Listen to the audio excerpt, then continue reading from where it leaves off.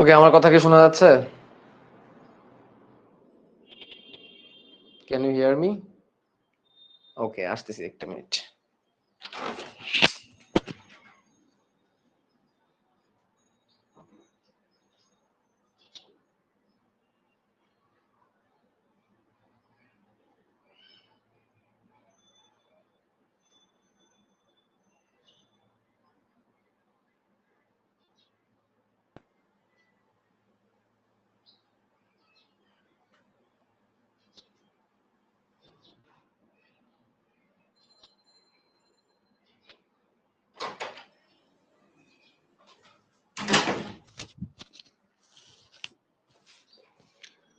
ওকে, আসসালামু আলাইকুম, hello and welcome back everyone. কি অবস্থা সবার? কেমন আছো তোমরা সবাই? আশা করি তোমরা সবাই ভালো আছো, সুস্থ আছো। তোমাদের সবাইকে স্বাগত জানাচ্ছি আমাদের বায়োমিশনের অণুজীবের 3 নাম্বার লেকচারে এবং পুরো বায়োমিশনের 17 নাম্বার লেকচার আজকে আমাদের। সো চলো আমরা শুরু করি।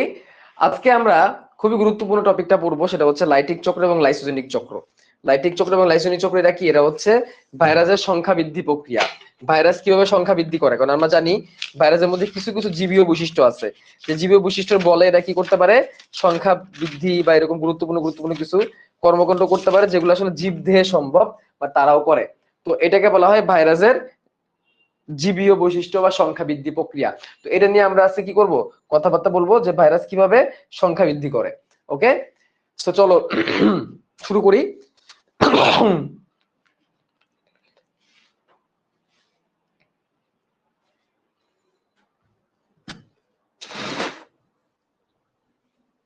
ঠিক আছে, দেখো, অণুজীব লেকচার 3, ভাইরাসের সংখ্যা বৃদ্ধি। আজকে আমরা পড়তে যাচ্ছি ভাইরাসের সংখ্যা বৃদ্ধি। ভাইরাসের সংখ্যা বৃদ্ধি। ওকে, তো ভাইরাসের সংখ্যা বৃদ্ধি। ভাইরাসের সংখ্যা বৃদ্ধির জন্য দুটো চক্র আছে, লাইটিক চক্র এবং লাইসোজেনিক চক্র। লাইটিক চক্র, লাইসোজেনিক চক্র, এই দুটো চক্র আছে। ঠিক আছে, তো আমরা প্রথমে যেটা পড়তে যাচ্ছি সেটা হচ্ছে লাইটিক চক্র। লাইটিক চক্র, লাইটিক চক্র, লাইসিস। লাইটিক শব্দটা আসছে লাইসিস থেকে।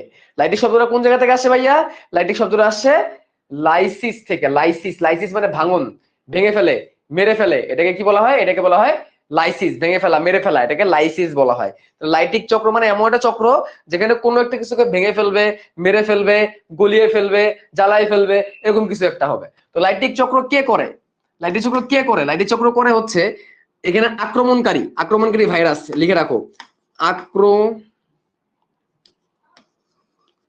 আক্রমণকারী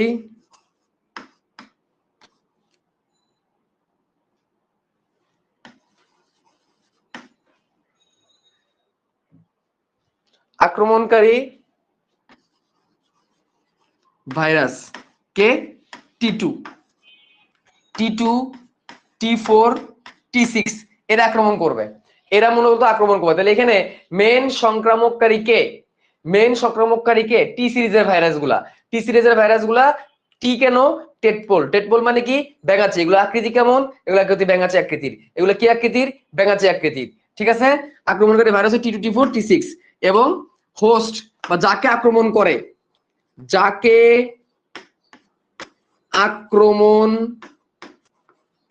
আক্রমণ করে, সে কাকে আক্রমণ করবে? সে কাকে আক্রমণ করবে? সে আক্রমণ করবে হচ্ছে ইকোলাই ব্যাকটেরিয়াকে। কাকে? ই কোলাই ব্যাকটেরিয়াকে। ইকোলাই ব্যাকটেরিয়াকে। খেয়াল করে দেখো, তাহলে এখানে কাকে অ্যাটাক করতেছে? একটা ব্যাকটেরিয়াকে অ্যাটাক করতেছে। এবং টি2 বা টি সিরিজের ভাইরাসগুলো আমরা আগের দিন পড়াইছি, টি সিরিজের ভাইরাসগুলোকে কি নাম বলা হয়? টি সিরিজের ভাইরাসগুলোকে কি নাম বলা হয়? টি সিরিজের ভাইরাসগুলোকে বলা হয় ব্যাকটেরিও ফাজ। কি বলে? ব্যাকটেরিও ফাজ। মানে তারা কাকে বিদীর্ণ করে? কাকে মারে? ব্যাকটেরিয়াকে মারে। কাকে বিদীর্ণ করে? কাকে মারে? ব্যাকটেরিয়াকে মারে। যার কারণে এদেরকে ব্যাকটেরিও ফাজ বলা হয়। এই দেখো, টি সিরিজের ভাইরাসগুলো যেমন আমরা টি2 আগের দিন পড়ছি, টি2 এর চিত্র আমরা আগের দিন পড়ছি। টি2 কাকে আক্রমণ করছে? ইকোলাই ব্যাকটেরিয়াকে আক্রমণ করছে। এই কারণে টি2 হচ্ছে ব্যাকটেরিও ফাজ। টি2 কি? ব্যাকটেরিও ফাজ। ওকে, বুঝতে পারছি? ডান। তাহলে এই কয়টা বেসিক কমন সেন্স আমাদের জানতে হবে। আচ্ছা, তারপরে একটা গুরুত্বপূর্ণ কথা, এই চক্রটাকে এটা অনেক তীব্র হয়, এই চক্রটা অনেক কি হয়, অনেক তীব্র হয়, এবং এটাকে এই জন্য ভিরুলেন্ট ফাজ বলা হয়। এই জন্য এটাকে ভিরুলেন্ট ভিরুলেন্ট ফাজ নামে ডাকা হয়। ফাজ মানে বিদীর্ণকারের, ভিরুলেন্ট মানে তীব্র। এই চক্রটা অনেক তীব্র হয় এবং এটাকে ভিরুলেন্ট ফাজ নামে ডাকা হয়। কি ফাজ নামে ডাকা হয়? ভিরুলেন্ট ফাজ মানে ডাকা হয়।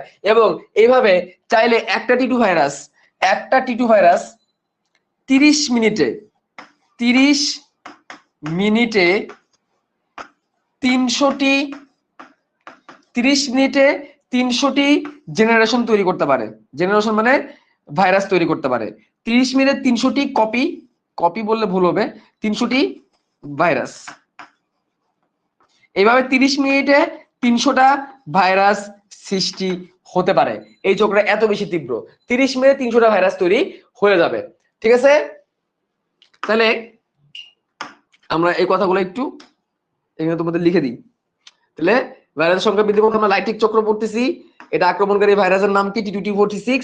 কাকে আক্রমণ করতেছে? ইকোলাই ব্যাকটেরিয়া আক্রমণ করতেছে। এটা অনেক তীব্র প্রকৃতির এবং 30 মিনিটে 300টা পরিমাণ ভাইরাস মুক্ত হয়ে যেতে পারে। বুঝলাম? এখন আমরা চিত্র শিখবো। এখন আমরা দেখবো যে পুরো আক্রমণটা কিভাবে হয়ে থাকে। পুরো আক্রমণটা কিভাবে হয়ে থাকে এটা নিয়ে এখন আমরা আলোচনা করব। ওকে, আচ্ছা তাহলে দেখো, এখানে আমাকে আগে একটু তোমাদের কটা জিনিস দেখাইতে হবে, যেটা তোমাদের আসলে নরমালি আমি একটু মোটামুটি শিওর বলতে পারি যে জিনিসগুলো তোমাদের হয়তো অন্য জায়গায় দেখাবে না তোমাদেরকে। বেসিক ক্লিয়ার করে দেখো, এই হচ্ছে একটা ইকোলাই ব্যাকটেরিয়া। আগে ক্লিয়ার হও পুরো জিনিসটা। আমরা তো বইয়ের মধ্যে অনেক কিছু লেখা আছে, চাইলে তোমরা পড়তেই পারি, মুখস্থই করে ফেলতে পারি, বাট আমাদের চেষ্টা করতে হবে জিনিসগুলোকে একটু সুন্দর করে বোঝার জন্য। ঠিক আছে, আচ্ছা তো ধরো এটা হচ্ছে একটা ইকোলাই ব্যাকটেরিয়া। এটা কি ব্যাকটেরিয়া? একটা ইকোলাই ব্যাকটেরিয়া, ইসকারিশিয়া কোলাই বা ইকোলাই ব্যাকটেরিয়া। আচ্ছা, ইকোলাই ব্যাকটেরিয়ার ভিতরে তার নিজস্ব ডিএনএ থাকবে বা ব্যাকটেরিয়াল ডিএনএ থাকবে, যে ব্যাকটেরিয়াল ডিএনএটাকে তোমাদের বইয়ে এইভাবে করে দেখানো হয়েছে প্লাজমিড দেখানোর জন্য। এভাবে করে দেখানো হয়েছে, যেটাকে প্লাজমিড বোঝানো হয়েছে। কি বোঝানো হয়েছে? প্লাজমিড। কি বোঝানো হয়েছে? প্লাজমিড। ওকে, পাশাপাশি এর মধ্যে এক্সট্রা আরো তার নিজস্ব ডিএনএ থাকতে পারে। এর মধ্যে রাইবোজোম থাকতে পারে বলতে অবশ্যই থাকবে, ইকোলাই যেহেতু রাইবোজোম থাকবে। এই তার বেসিক স্ট্রাকচার, এটাকে এটা হচ্ছে ইকোলাই ব্যাকটেরিয়া। এবং এই হচ্ছে ব্যাকটেরিয়ার কোষ প্রাচীর, কোষঝিল্লি জায়গাটা হচ্ছে এটা। ওকে, এখন খেয়াল করো, এখন আমাকে একটা T2 ব্যাকটেরিয়া আগাইতে হবে, T2 ব্যাকটেরিওফাজ আগাইতে হবে। T2 ব্যাকটেরিওফাজ দেখতে কেমন হয়? আচ্ছা তোমরা বলো তো, ভাইরাস বড় না ব্যাকটেরিয়া বড়? আকৃতিতে ভাইরাস বড় না ব্যাকটেরিয়া বড়?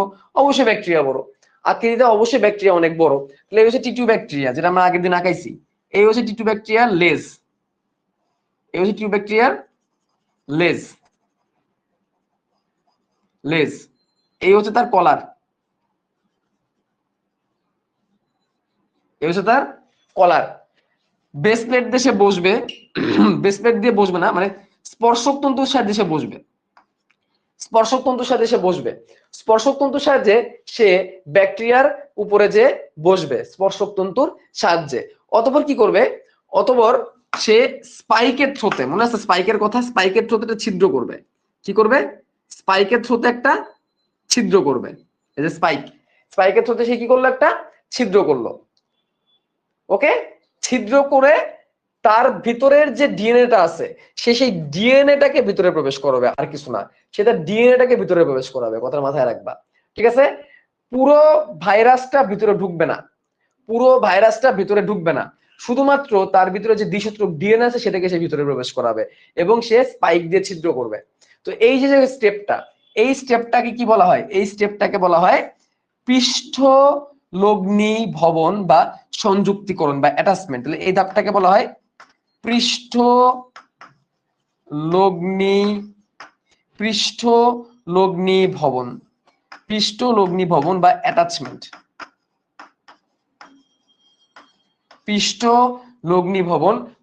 তাহলে প্রথম ধাপে এসে কি হইলো? প্রথম ধাপে ব্যাকটেরিয়াটা অ্যাটাচ হইলো, জাস্ট বসলো। ব্যাকটেরিয়ার উপরে এসে কে বসলো? ভাইরাসটা বসলো। কোন ভাইরাস বসলো?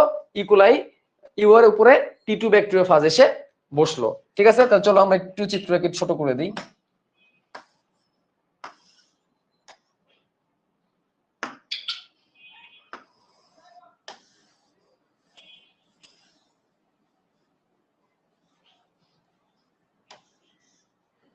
হইল, তাহলে অ্যাটাচমেন্ট হয়ে গেল।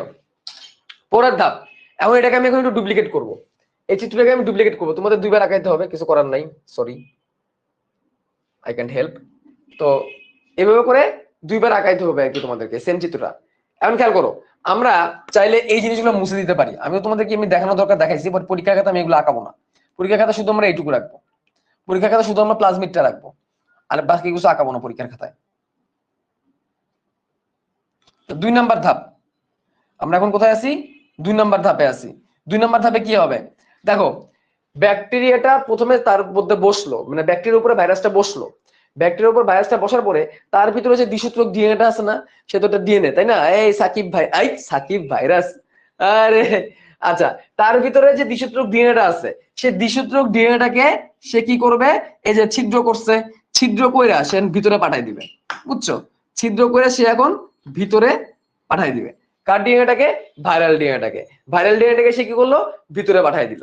ভাইরাল ডিএনএটাকে সে এখন ভিতরে পাঠাই দিল, কিসের ভিতরে পাঠাই দিল?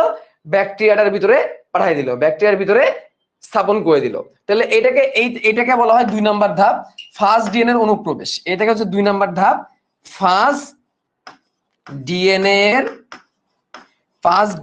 এর অনুপ্রবেশ, ফার্স্ট ডিএনএ এর অনুপ্রবেশ, বা এটাকে ইংলিশে আমরা কি বলি? ইংলিশে এটাকে বলি পেনিট্রেশন। ইংলিশে এটাকে বলা হয় penetration, penetration, penetration. First DNA এর অনুপ্রবেশ ভিতরে। দেখো এর মাথায় কিন্তু এখন আর ডিএনএটা নাই, বৃত্তাকার ডিএনএটা কিন্তু এখানে কিন্তু নাই, বৃত্তাকার ডিএনএ বলতেছি, দ্বিসূত্রক ডিএনএটা কিন্তু এখানে আর নাই। আচ্ছা, এরপরের ধাপে কি হবে? এবার এই যে ভাইরাল যে ডিএনএটা আছে, ভাইরাল যে ডিএনএ, এটা তো ব্যাকটেরিয়াল ডিএনএ, সাদাটা ব্যাকটেরিয়াল ডিএনএ, লালটা ভাইরাল ডিএনএ। এটা এই লাল ভাইরাল ডিএনএটা কি করবে? ব্যাকটেরিয়াল ডিএনএটাকে ড্যামেজ করা শুরু করবে, ব্যাকটেরিয়াল ডিএনএটাকে কি করা শুরু করবে? ড্যামেজ করা শুরু করবে। চলো আমরা এটাকে আবার কপি করি, আমি তো কপি করে আঁকাচ্ছি, তোমাদের আর কি আঁকাইতে হবে আর কি পরীক্ষায়। এটাকে আমি আবার কপি করি,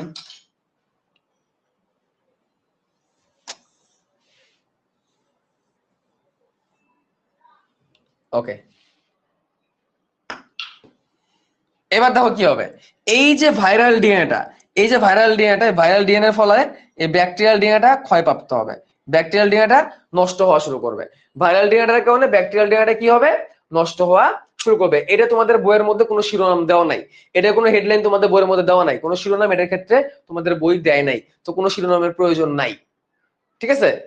কোনো শিরোনামের, ভাইয়া মাথা তো পুরাই ঘুরতেছে, কেন কি হয়েছে? মাথা মধ্যে যায় পানি ঢালো, রবিউল ইসলাম, ঠিক আছে? তো এই ধাপের কোনো নাম আমাদের দেওয়ার প্রয়োজন নাই, ঠিক আছে? পরবর্তী ধাপ যেটা আমাদের আছে, পরবর্তী ধাপ চলো আমরা আঁকাই। এই ধাপে খালি চিত্রের মধ্যে তোমরা আঁকাবা, বাট এই ধাপের কোনো শিরোনাম তোমাদের বইয়ে দেওয়া নাই, তোমাদের দেওয়ার দরকার নাই। পরবর্তী ধাপ, পরবর্তী ধাপ,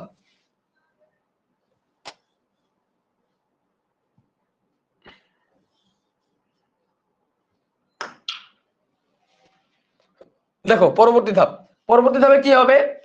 এই যে ব্যাকটেরিয়াল ডিএনএটা সে আরো নষ্ট হওয়া শুরু করবে, ব্যাকটেরিয়াল ডিএনএটা আরো ড্যামেজ হওয়া শুরু করবে, মানে মোটামুটি ওয়েস্ট হয়ে যাবে ব্যাকটেরিয়াল ডিএনএটা, ব্যাকটেরিয়াল ডিএনএটা মোটামুটি ওয়েস্ট হয়ে যাবে।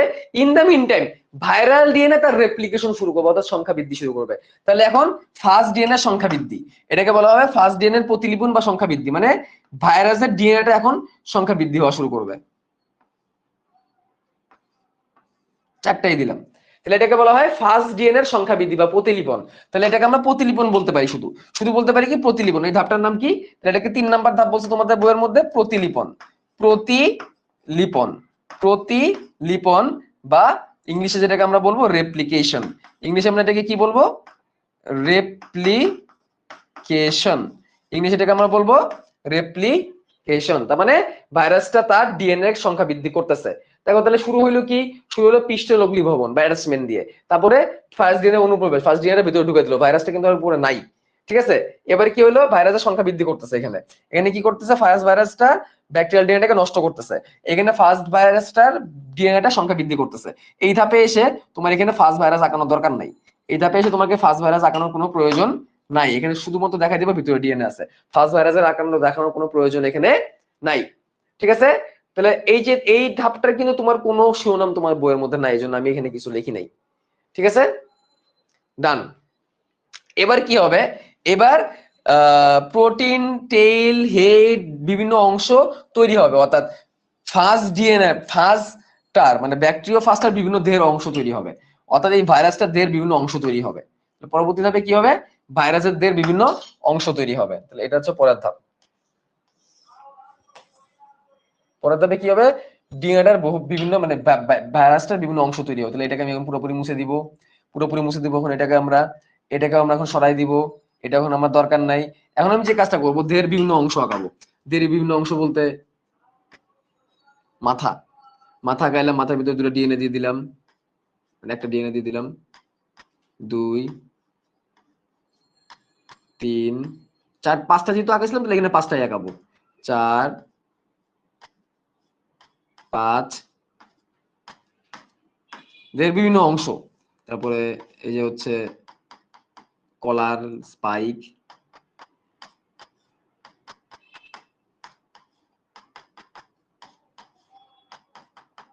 এই দেহের বিভিন্ন খন্ডাংশ তৈরি হবে, অর্থাৎ ফার্স্ট ডিএনএটার দেহের বিভিন্ন খন্ডাংশটা এখানে তৈরি হবে। যে ফার্স্ট ডিএনএটা আছে সেটার বিভিন্ন অংশটা এখান থেকে তৈরি হবে। ঠিক আছে, তাহলে এখানে শিরোনামটা কি হবে, এখানে শিরোনামটা আমরা, এটা তোমাদের বইয়ের শিরোনাম যদি দেওয়া নাই, বাট আমরা দিয়ে দিই, দেহের বিভিন্ন খন্ডাংশ তৈরি, দেহের বিভিন্ন খন্ডাংশ তৈরি, দেহের বিভিন্ন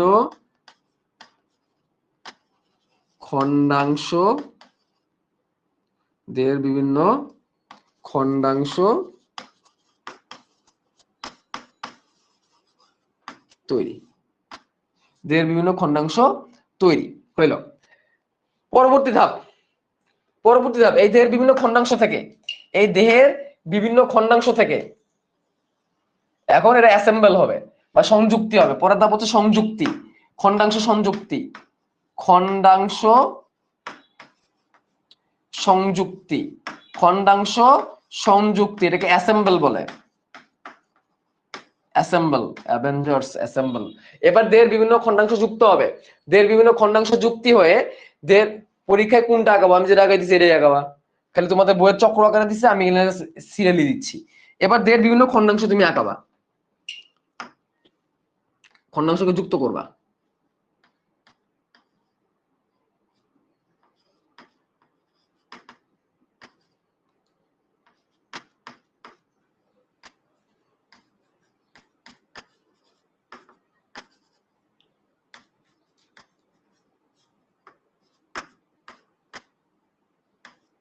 দেহের বিভিন্ন খন্ডাংশ তুমি কি করলা, যুক্ত করলা, খন্ডাংশ তুমি যুক্ত করলা, ও মুক্তি, ও মুক্তি।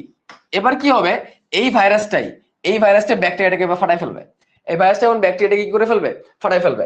ব্যাকটেরিয়াকে ফাটাই দিয়ে সে মুক্ত হয়ে বের হয়ে চলে আসবে, ব্যাকটেরিয়াটাকে ফাটাই দিয়েই সে সুন্দরভাবে মুক্ত হয়ে বের হয়ে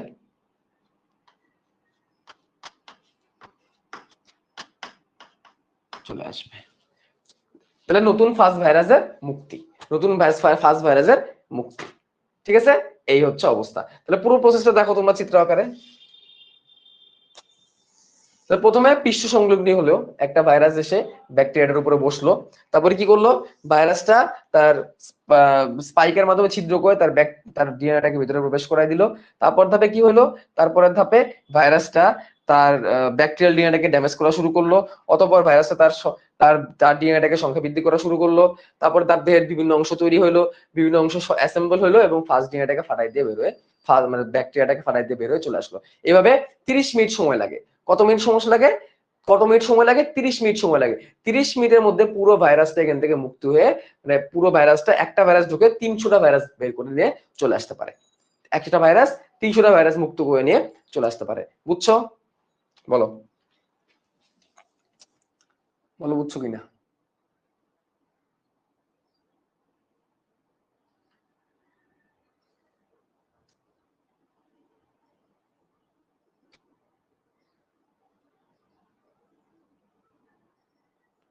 না বুঝার মতো কিছুই নাই।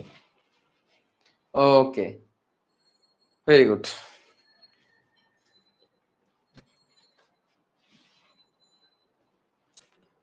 আসো বইয়ের মধ্যে দেখি কি বলছে। দেখো, ভাইরাসের সংখ্যা বৃদ্ধি প্রক্রিয়ার মধ্যে, সংখ্যা বৃদ্ধি প্রক্রিয়ার মধ্যে দুইটা আছে, একটা হচ্ছে লাইটিক চক্র বা ভিরুলেন্ট চক্র, আর এটা হচ্ছে লাইসোজেনিক চক্র বা টেম্পারেট চক্র। টেম্পারেট মানে পাতলা আর কি, হালকা। তো টি সিরিজের ভাইরাস গুলো যেটা T2 T4 6 এটা লাইটিক চক্র করে, যেটা আমি একটু আগে দেখলাম। আর ল্যামডা সিরিজের ভাইরাস গুলো লাইসোজেনিক চক্র বলে, এটা আমরা এখনো যাইনি, একটু পরে যাবো। ঠিক আছে, প্রথম ধাপ লাইটিক চক্র। লাইটিক চক্র ইকোলাই ব্যাকটেরিয়া অ্যাটাক করে। ধাপ 1 পৃষ্ঠলগ্নি ভবন। T2 ব্যাকটেরিয়া সাধারণত ব্যাকটেরিয়া আক্রমণ করে থাকে ইকোলাই ব্যাকটেরিয়া কোষপ্রাচীর ফাস্ট প্রোটিনের রিসেপ্টর সাইট থাকে। রিসেপ্টর সাইটের প্রোটিনের সাথে ফাস্ট ক্যাপসিডের স্পর্শক তন্তুর প্রোটিন রাসায়নিক বিক্রিয়া হলে ব্যাকটেরিয়ার প্রাচীরে T2 দৃঢ়ভাবে সংযুক্ত হয়। আক্রমণের সূচনা। এত কিছু তোমাদের লেখা লাগবে না, তুমি খালি পরীক্ষা বলবা T2 ব্যাকটেরিয়া ফাজ কি করে, ব্যাকটেরিয়ার উপরে তার অ্যান্টিজেনের সহায়তায় সংযুক্ত হয়। শেষ। এই যে প্রথম চিত্র, প্রথম ধাপের চিত্র। তোমার চিত্র এইভাবে আঁকাবা, তোমার পরীক্ষা চিত্র এইভাবে আঁকাবা। 2 নম্বর ধাপে ফার্স্ট ডিএনএ অনুপ্রবেশ, 3 নম্বর ধাপে ব্যাকটেরিয়াল ডিএনএ ড্যামেজ, 4 নম্বর ধাপে ফার্স্ট ডিএনএ সংখ্যা বৃদ্ধি, 5 নম্বর ধাপে পরবর্তী ধাপে দের বিভিন্ন খন্ডাংশ এবং পরবর্তী ধাপে খন্ডাংশ তৈরি হয়ে বের হয়ে যাচ্ছে। এইভাবে আঁকাবা তোমরা। আমি তো এক সিরিয়াল আঁকাইছি, একটা পর একটা, তোমার পরীক্ষা এইভাবে আঁকাবা। ঠিক আছে। যে প্রোটিন হেড গুলো তৈরি হয়েছে তার মধ্যে কি আগে যে ফার্স্ট ডিএনএ গুলো তৈরি হয়েছিল তারা ঢুকে পড়েছে? হ্যাঁ, ওদের থ্রোতে তৈরি হয়েছে আর কি, সাইড দিয়ে। তোমার দাগানো বই নিয়ে এত কান্নাকাটি কেন পড়ো? এতগুলা ক্লাস আমার করার পরেও যদি তোমার যদি এখন বই দাগায় পড়তে না পারো, তাহলে তোমাদের তো সারা জীবন মুখের মধ্যে তুলে দেওয়া লাগবে সবকিছু। বুঝলাম না। একটা মানুষ যখন একটা টিচারের কাছে 10-12 দিন পড়ার পরে কিন্তু বোঝা যায় যে বই দাগায় কেমনে পড়তে হয়। তোমরা এখনো বই দাগায় দিন ভাই, বই দাগায় দিন ভাই। লাইক কেমন তোমরা হচ্ছে ক্লাস 9-10 এর বাচ্চা, তোমাদের সারা জীবন আমার বই দাগায় দাগায় পড়াইতে হবে, আমার একটা অবস্থা। তোমরা নিজেরা বই দাগানো শেখো না কেন? নিজেরা বই দাগানো শেখো। পরের ধাপ ফার্স্ট দিনে অনুপ্রবেশ। এখানে আসলে নতুন করে বলার কিছু নাই ভিতর দিকে, যে এখানে বলছে যে শূন্য প্রোটিন আবরণটি বাইরে থেকে যায়, শুধুমাত্র ডিএনএ কে ব্যাকটেরিয়া মেমব্রেন ভেদ করে প্রবেশ করায়, এই তো এগুলোই। তারপরে প্রতিলিপন বা রেপ্লিকেশন। ডিএনএটা ঢোকার পরে সে কি করবে, আরএনএ পলিমারেজ এনজাইম ব্যবহার করে এমআরএনএ তৈরি করবে, ফলে এমআরএনএ প্রোটিন তৈরি করবে এবং বিশেষ প্রোটিনের সহযোগে ইকোলাই ডিএনএ কে খন্ড বিখন্ড করে নষ্ট করে দিবে। কাজেই পোষক কোষে ফার্স্ট ডিএনএ কোনো প্রতিযোগী থাকে না। ফার্স্ট ডিএনএ নিউক্লিওটাইড কোষের বিগ্লোতে ডিএনএ থেকে যুক্ত আছে। কোষের রাইবোসোম টিআরএনএ অ্যামিনো অ্যাসিড ইত্যাদি কর্তৃক গ্রহণ করে নিজের ইচ্ছা মতো নতুন ফার্স্ট ডিএনএ প্রতিলিপন করে নেয়। ফাস্ট কোড প্রোটিন তৈরি করে। কোড প্রোটিন মাথা, লম্বা, লেজ, স্পর্শকতন্ত্র, স্পাইক। কোড প্রোটিন মানে কি, তার বিভিন্ন অংশ। মানে এটা বুঝাইছি আমি তোমাদের একটু সহজভাবে বলে নি। কি বলছে, বলছে যে ভাইরাসটা যায় প্রথমে কি করে, ভাইরাসের ডিএনএটা ব্যাকটেরিয়া ডিএনএটাকে মারে। আর ব্যাকটেরিয়া ডিএনএ তো কি আছে, ব্যাকটেরিয়া ডিএনএ তো অনেক রকমের রাসায়নিক পদার্থ আছে। তারপর সে কি করে ডিএনএ থেকে একটা এমআরএনএ তৈরি করে, এমআরএনএ তৈরি করে সে প্রোটিন তৈরি করে। সবার আগে তার যে প্রোটিনটা দরকার সেই প্রোটিনটা সে তৈরি করে নেয়, ব্যাকটেরিয়ার হেল্প নিয়ে তৈরি করে নেয়। তারপরে তার মধ্যে তো আর কোনো ব্যাকটেরিয়া ডিএনএ নাই, সে এখন নিজের ইচ্ছা মতো ব্যাকটেরিয়ার শরীরের পুষ্টিকে ব্যবহার করে নিজের ইচ্ছা মতো সে তার প্রোটিন থেকে শুরু করে এভরিথিং তৈরি করে নেয়। এভাবে মাথা, লেজ, কলার, স্পাইক সবকিছু সে তৈরি করে নিতে পারে। ঠিক আছে, এত কিছু লিখতে হবে না, যতটুকু দাগার ইচ্ছা এতটুকু। পরীক্ষা খাতে এত কিছু লেখা টাইম পাবো না তো। দের বিভিন্ন অংশে একত্রিত করণ। দের বিভিন্ন অংশে একত্রিত করেন, এটা কিছু বলার নাই। পোষক বন্ধুরা প্রতিটি ফার্স্ট ডিএনএ একটি কোড প্রোটিনের মাথার অংশ প্রবেশ করে, পরে ক্রমান্বয়ে মাথার অংশের সাথে লেজ, স্পর্শকতন্ত্র, স্পাইক ইত্যাদি যুক্ত হয়ে পূর্ণাঙ্গ ব্যাকটেরিয়া ফাজ হিসেবে আত্মপ্রকাশ করে। ঠিক আছে, সবগুলো সংযুক্ত হয়ে পূর্ণাঙ্গ ব্যাকটেরিয়া হিসেবে ভাইরাস হিসেবে আত্মপ্রকাশ করে। এইটুকু লিখলেই চলে আমাদের। ঠিক আছে। তারপরে নতুন ভাইরাসের মুক্তি পোষক কোষ অভ্যন্তরে প্রচুর সংখ্যা বৃদ্ধি। ভাইরাস হওয়ার পর থেকে সুনির্দিষ্ট একটি এনজাইম তৈরি করে, যার কার্যকারিতায় পোষক কোষের কোষপ্রাচীর ফেটে যায়। তাহলে কি হবে, ব্যাকটেরিয়ার কোষপ্রাচীর ফেটে যাবে এবং নতুন ব্যাকটেরিয়া ফাজগুলো মুক্তভাবে বেরিয়ে আসবে। মুক্ত হওয়ার প্রতিটি ফাজ নতুন ইকোলাই ব্যাকটেরিয়াকে আক্রমণ করতে চলে যাবে। আবার পোষক কোষে বংশগত বস্তু প্রবেশ করে ভাইরাসের সংখ্যা দরকার নেই। ভাইরাসের এই ধরনের সংখ্যা বৃদ্ধি প্রক্রিয়াকে লাইটিক চক্র বলে, যেমন ইকোলাই আক্রমণকারী T2 ফাজ ভাইরাস। এমন প্রকৃতির ভাইরাসকে লাইটিক ফাজ বা ভিরুলেন্ট ফাজও বলা হয়ে থাকে, মানে তীব্র প্রকৃতির হয়ে থাকে। এবং এই প্রক্রিয়াটা সম্পূর্ণ হতে মাত্র 30 মিনিটে 300টি ভেরিয়েশন তৈরি হয়ে যেতে পারে। গেল। আচ্ছা, এটা তুমি জায়গায় রাখো, এটা তুমি জায়গায় রাখো। পোষক ব্যাকটেরিয়াকে আক্রমণ করার পর থেকে যে সময় পর্যন্ত পূর্ণাঙ্গ অপত্য ভাইরাস সৃষ্টি হয় না, সেই সময়কালকে ইক্লিপস কাল বলে। অর্থাৎ ইক্লিপস কাল হচ্ছে 30 মিনিট, এভারেজে 30 মিনিট। একটা ভাইরাস একটা ব্যাকটেরিয়ার দেহের ভিতরে আক্রমণ করলো, তারপর যতক্ষণ সময় লাগবে নতুন ভাইরাস বের হয়ে আসতে, এটাকে ইক্লিপস পিরিয়ড বলা হয় বা সুপ্তিকালও তুমি বলতে পারো। মানে একটা ভাইরাস অ্যাটাক করলো, অ্যাটাক করার পর সেখান থেকে নতুন অনেকগুলো ভাইরাস বের হয়ে আসতে কতটুকু সময় লাগবে, এখানে 30 মিনিট সময় লেগে যায় এভারেজে। এই টাইমটাকে ইক্লিপস কাল বলে। কি বলে, ইক্লিপস কাল বলা হয়, ইক্লিপস কাল। ঠিক আছে, বুঝছো? পারবা? পারবা, দেখো পারবা কিনা চিত্রটা দেখো। তোমার কাছে চিত্র আঁকাও নাই, সবাই চিত্র আঁকাও। সবাই চিত্র আঁকাও, তোমাদের 2 মিনিট টাইম দিলাম, 2 মিনিট একটু টাইম দিলাম, 2 মিনিট না 3 মিনিট টাইম দিলাম, নাও আঁকাও, আঁকাও আঁকাও আঁকাও।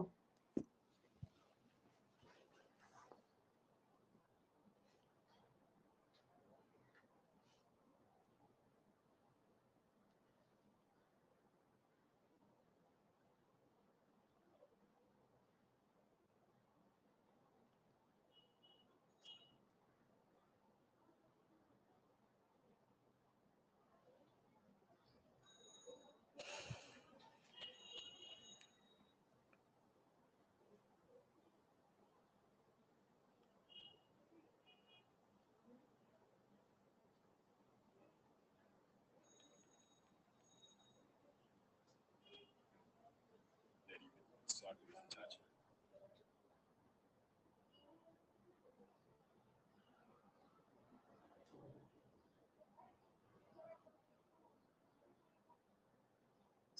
the host plate, and the tail sheet conform domain of deep part of the membrane, destroying the host cell.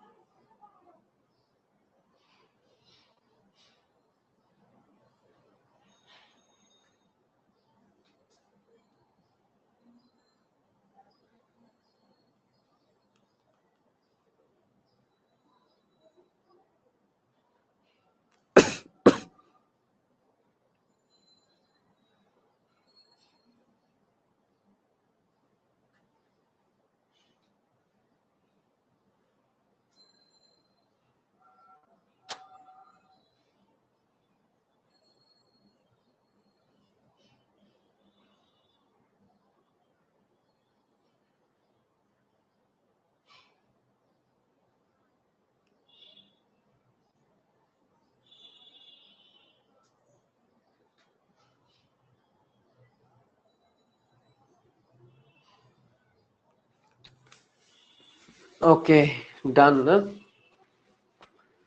আচ্ছা,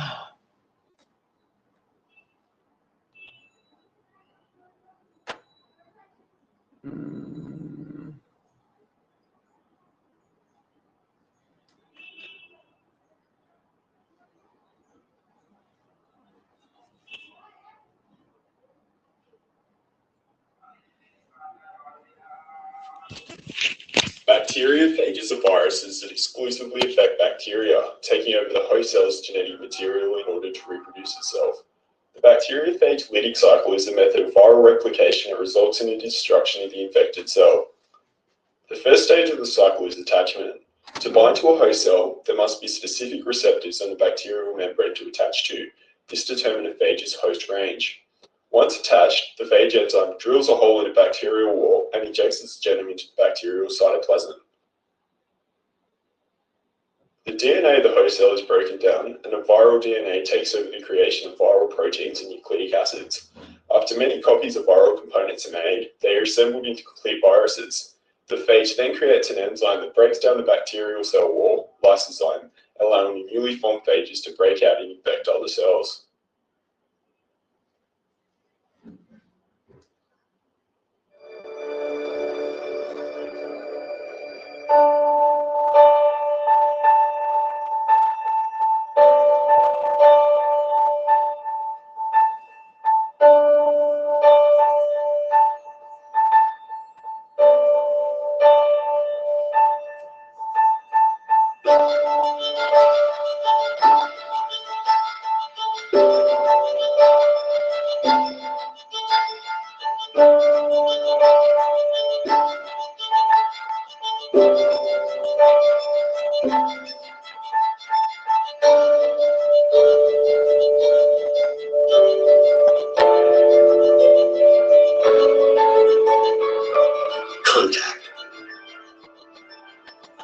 This is the moment when infection begins. How does infection happen? You see the tiny shapes there on the virus particle's surface? They seem like random blobs. In reality, they are tiny keys, proteins that have evolved to the perfect shape and size, enabling them to unlock these receptors on the surface of this lung cell. Like a smile and a handshake, the virus deceives this lung cell and is welcomed in, where it will command the cell to make more virus particles.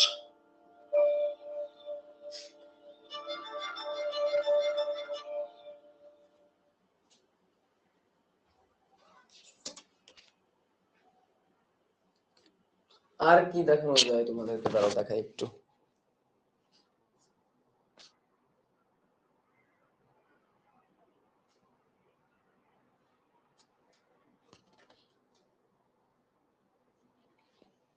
Viruses, they're everywhere.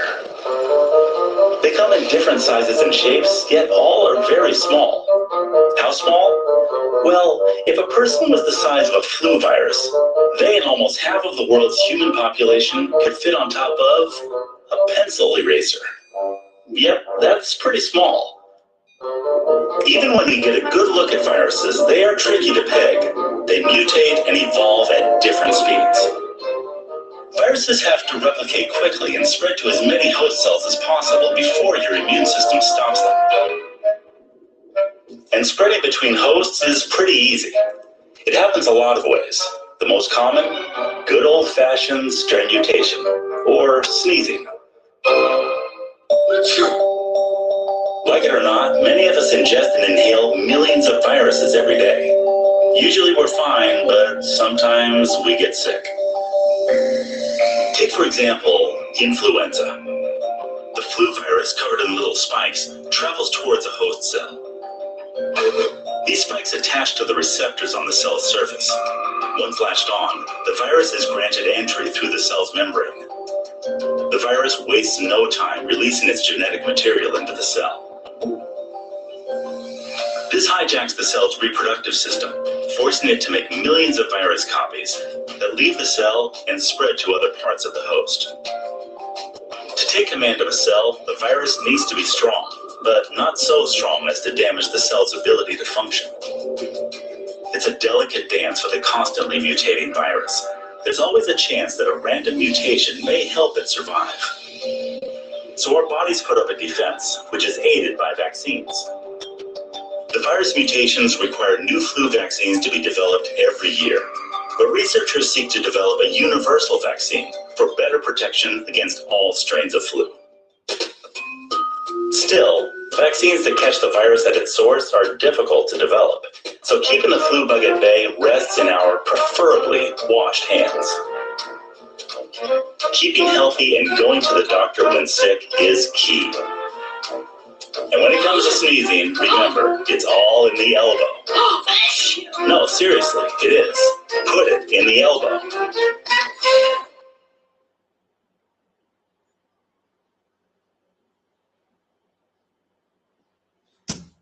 ওকে, মেলা দেখলাম অনেক কিছু বুঝলাম।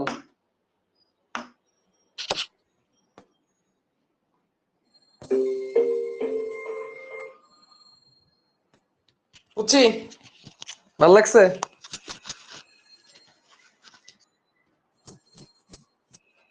ওকে, তো চলো আমার lytic চক্র শেষ হবে, আমরা লাইসোজেনিক চক্রে চলে যাব। লাইসোজেনিক চক্রের মধ্যে এখানে কয়টা কথা মনে রাখতে হবে। লাইসোজেনিক চক্রে কে অ্যাটাক করে? এখানে ল্যামডা ফাস্ট ভাইরাস অ্যাটাক করে, এবং ল্যামডা ফাস্ট গুলো হচ্ছে P1M13, এবং এখানে ইকোলাই কে অ্যাটাক করবে। ঠিক আছে, এখানে কাকে অ্যাটাক করবে? ইকোলাই কে অ্যাটাক করবে। তো চলো আমরা এটাকে একটু দেখাই তোমাদেরকে।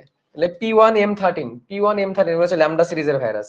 এখানে কোন সিরিজের ভাইরাস অ্যাটাক করবে? ল্যামডা সিরিজের ভাইরাস এখানে অ্যাটাক করবে। তাহলে নাও স্টার্ট উইথ লাইসোজেনিক চক্র। লাইসোজেনিক চক্র, লাইসোজেনিক চক্র এমন একটা চক্র যে চক্রটা লাইটিক চক্রের মতো এত বেশি, ঠিক আছে, এত বেশি তীব্র না, এটা পাতলা, এটা হালকা, ঠিক আছে। ওকে, তো দেখি এটা কেমন, কাকে অ্যাটাক করবে? যে আক্রমণ করে। তাহলে প্রথমে হচ্ছে যে আক্রমণ করে, যে আক্রমণ করে। কে আক্রমণ করবে? কে আক্রমণ করবে? ল্যামডা সিরিজের virus, lambda series virus. Lambda series virus কে? P1M13, এগুলো হচ্ছে ল্যামডা সিরিজের ভাইরাস। তাহলে কি সিরিজের ভাইরাস? ল্যামডা সিরিজের ভাইরাস। তারপরে যাকে অ্যাটাক করে বা যাকে আক্রমণ করে, যাকে আক্রমণ করে, কাকে আক্রমণ করবে? সেম আক্রমণ, সেম মানুষকে করতেছে, মানে সেম জিনিসকে করতেছে, ইকোলাই। ইকোলাই ব্যাকটেরিয়া কি সে অ্যাটাক করতেছে। এরপরে আক্রমণের প্রকৃতি, এরপর হচ্ছে আক্রমণের প্রকৃতি। আক্রমণের প্রকৃতি, আক্রমণের প্রকৃতি মৃদু, এটা মৃদু প্রকৃতির, তীব্র না। এটা মৃদু প্রকৃতির, তীব্র না, এই জন্য এটাকে টেম্পারেট বলা হয়। টেম্পারেট, টেম্পারেট দশা বলা হয়, টেম্পারেট বলা হয় এটাকে। তাহলে এই কয়েকটা কমন কথাবার্তা আমাদের লাগবে, কমন কথাবার্তা। এবার চলো আমরা চিত্রে চলে যাই। চিত্রে প্রথমে আমরা কি করব, প্রথমে আমরা ব্যাকটেরিয়াটাকে আঁকাবো, ইকোলাই ব্যাকটেরিয়াটাকে আঁকাবো। এই ধরো আমার ইকোলাই ব্যাকটেরিয়া, ছোট করে আঁকা, এখানে একটা জায়গায় যেন এটা যায়। এই হচ্ছে আমার ইকোলাই ব্যাকটেরিয়া, ঠিক আছে। আর ইকোলাই ব্যাকটেরিয়া এই হচ্ছে প্লাজমিড, ইকোলাই ব্যাকটেরিয়ার প্লাজমিড। এর উপরে কি করবে, এটা ল্যামডা ফাজ ভাইরাস এসে অ্যাটাক করবে। কি অ্যাটাক করতেছে, ল্যামডা ফাজ। ওই একই রকমই দেখতে, একই রকমই দেখতে, কলারটা দিবা না, খালি কলারটা দেওয়ার দরকার নেই। ল্যামডা ফাজ এসে কি করলো, অ্যাটাক করলো, অ্যাজ ইউজুয়াল আগের মতোই। পরের ধাপ,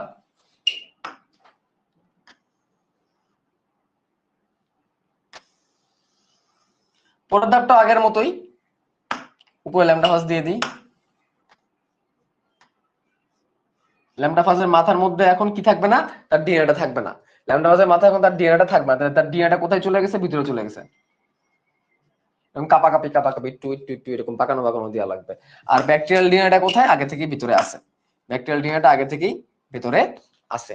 এবার দেখো নরমালি কি হইতো, নরমালি মানে লাইটিক চক্রে কি হইতো, ভাইরাল ডিএনএটা ব্যাকটেরিয়াল ডিএনএ কে কি করতো বলো, নরমালি কি হইতো, ভাইরাল ডিএনএটা ব্যাকটেরিয়াল ডিএনএ কে কি করতো, রাখতো না খায় ফেলতো, খায় ফেলতো, মেরে ফেলতো, তাই না। ভাইরাল ডিএনএটা ব্যাকটেরিয়াল ডিএনএটাকে নষ্ট করে দিত। এখানে তা হবে না, এবার আর তা হবে না, এবার আর তা হবে না। এবার যা হবে তা দেখার জন্য রাসেল ভাইও প্রস্তুত ছিল না। এবার যা দেখা হবে তা দেখার জন্য রাসেল ভাইও প্রস্তুত না। কি হবে রাসেল ভাই, বিশ্বাস করেন রাসেল ভাই, এখানে ল্যামডা ফাজটা আপাতত অনেক ভালো, সে এটাকে মারবে না। না মেরে কি করবে, না মেরে একসাথে ইন রিলেশনশিপ হয়ে যাবে, একসাথে ইন রিলেশনশিপ হয়ে যাবে, ইন রিলেশনশিপ, ঠিক আছে, একসাথে মিলিত হয়ে যুক্ত হয়ে যাবে। ঠিক আছে, এই যে গঠনটা তৈরি করবে, এই গঠনটার নাম হচ্ছে প্রোফাজ। এই গঠনটার নাম হচ্ছে প্রোফাজ, প্রোফাজ, এই গঠনটার নাম হচ্ছে প্রোফাজ তৈরি করবে।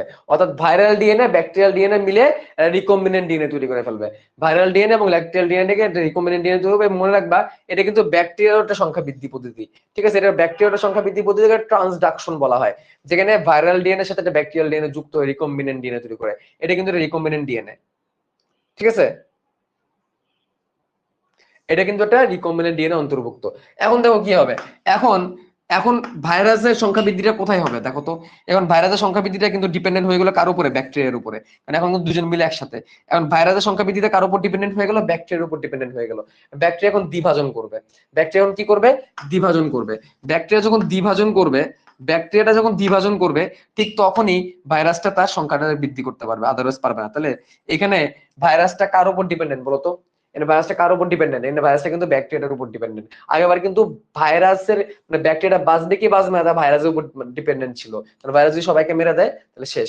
এখানে কিন্তু ভাইরাসের সংখ্যা বৃদ্ধিতে ব্যাকটেরিয়া বা দ্বিভাজনের উপর ডিপেন্ডেন্ট কিন্তু, ঠিক আছে, ব্যাকটেরিয়া বা দ্বিভাজনের উপর কিন্তু এখানে ব্যাপারটা ইম্পর্টেন্ট, ঠিক আছে। বা ইকোলাইয়ের নিচে কোনো দাগ দেওয়া হয়, আরে এটা তো বৈজ্ঞানিক নাম তাই, ঠিক আছে গেল। তাহলে এই পর্যন্ত হচ্ছে লাইসোজেনিক চক্র। লাইসোজেনিক চক্র ভাইয়া বিশ্বাস করো, বিশ্বাস করেন রাসেল ভাই, ব্যাকটেরিয়া লাইসোজেনিক চক্র এইটুকুই, বিশ্বাস করেন রাসেল ভাই, লাইটিক চক্র এইটুকুই, এইটুকুই লাইটিক চক্র। তোমাদের বইয়ের মধ্যে কি করছে দেখাইছে যে এটা আবার আলাদা হয়ে যেতে পারে, আলাদা হয়ে আবার লাইটিক চক্রের পুনরাবৃত্তি করতে পারে। ওরা লাইসোজেনিক চক্র অন্তর্ভুক্ত না, বিশ্বাস করো, ওরা লাইসোজেনিক চক্রের অন্তর্ভুক্ত না, এটা ষড়যন্ত্র, এটা ষড়যন্ত্র করা হয়েছে আমাদের বইয়ের মধ্যে। দেখো বইয়ের মধ্যে কি করছে খেয়াল করো, বইয়ের মধ্যে যেটা হয়েছে, প্রথমে ফার্স্ট ডিএনএ অনুপ্রবেশ করছে, অনুপ্রবেশ করার পর প্রোফাজ গঠন করছে, প্রোফাজ গঠনের পর দ্বিভাজন হয়েছে। তারপর দেখো আবার কি হয়েছে, ভাইরাস থেকে ব্যাকটেরিয়াটা মুক্ত হয়ে গেছে, বা ব্যাকটেরিয়া থেকে ভাইরাসটা মুক্ত হয়ে গেছে। মুক্ত হওয়ার পরে আবার লাইটিক চক্রে পুনরাবৃত্তি করে বের হয়ে চলে আসে। তাহলে কিন্তু লাইসোজেনিক চক্রের মধ্যে লাইটিক চক্র ঢুকে গেল। এটা হইতে পারে, এটা হইতে পারে, ইটস অবভিয়াস, এটা হইতে পারে। কিন্তু ভাইয়া আমরা তো পড়তেছি লাইসোজেনিক চক্র না, আমরা তো লাইটিক চক্র না, আমরা লাইসোজেনিক চক্র পড়তেছি। তাহলে লাইসোজেনিক চক্র বললে আমরা এতটুকুই বলবো, লাইসোজেনিক চক্র বললে আমরা এতটুকুই বলবো, এটা লাইটিক চক্র অন্তর্ভুক্ত। সো তোমার যদি এইটুকু নাও আঁকাও তাহলে চলবে, বাট পরীক্ষার খাতায় আঁকাই দিও, কারণ তোমার খাতা কোন তুচুয়া মারা দিকে যায় পড়বে তুমি তো আর জানো না, তাই না, কোন জায়গায় যায় যে তোমার মানে এই খাতা যায় পড়বে তুমি জানো না। সো তুমি পুরোটাই আঁকাও, বাট বেসিক্যালি লাইসোজেনিক চক্র হচ্ছে এতটুকু, বেসিক্যালি লাইসোজেনিক চক্র এতটুকু। এবং মনে রাখবা এখানে শুধুমাত্র দুটো জেনারেশন তৈরি হবে, কটা জেনারেশন তৈরি হবে, মাত্র দুটো জেনারেশন তৈরি হবে, খুব মৃদু প্রকৃতির। কটা জেনারেশন তৈরি হয়েছে এখানে, মাত্র দুটো জেনারেশন তৈরি হয়েছে। কয়টা, দুইটা, ঠিক আছে। ভাইরাস কি পুরো চক্র জুড়ে বসেই থাকবে, পুরো চক্র জুড়ে বসে থাকবে, কিছু করার নাই। এই জন্য মৃদু বা টেম্পারেট দশা বলা হয়। বুঝতে পারছো কি বলছি, ক্লিয়ার?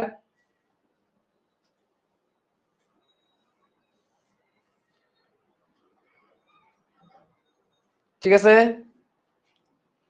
দেখো কি বলছে, পোষক ডিএনএ ভাজ ডিএনএ অনুপ্রবেশ সেম, এর ভিতরে কিছু বললাম না। ব্যাকটেরিয়াল ডিএনএ সাথে ভাইরাস ডিএনএ এর সংযুক্তি, কি কি হবে, এই সংযুক্তি করার জন্য নিউক্লিয়াস এনজাইম ব্যাকটেরিয়া ডিএনএটাকে কাটবে এবং ইন্টিগ্রেজ এনজাইম যুক্ত করবে, এটা মনে রাখবে, এবং এটা ব্যাকটেরিয়া দেহ থেকেই আসবে, কারণ ভাইরাসের দেহে কোনো এনজাইম নেই আমরা জানি। তাহলে নিউক্লিয়াস এনজাইম এই ব্যাকটেরিয়া ভাইরাসের ডিএনএ দুটোকে কাটবে আর ইন্টিগ্রেজ এনজাইম সেটাকে যুক্ত করবে, যুক্ত করে জিনিসটা তৈরি করবে, সেটাকে কি বলা হবে, সেটাকে বলা হবে প্রোফাজ। এই কি বলা হবে, এটাকে বলা হবে প্রোফাজ।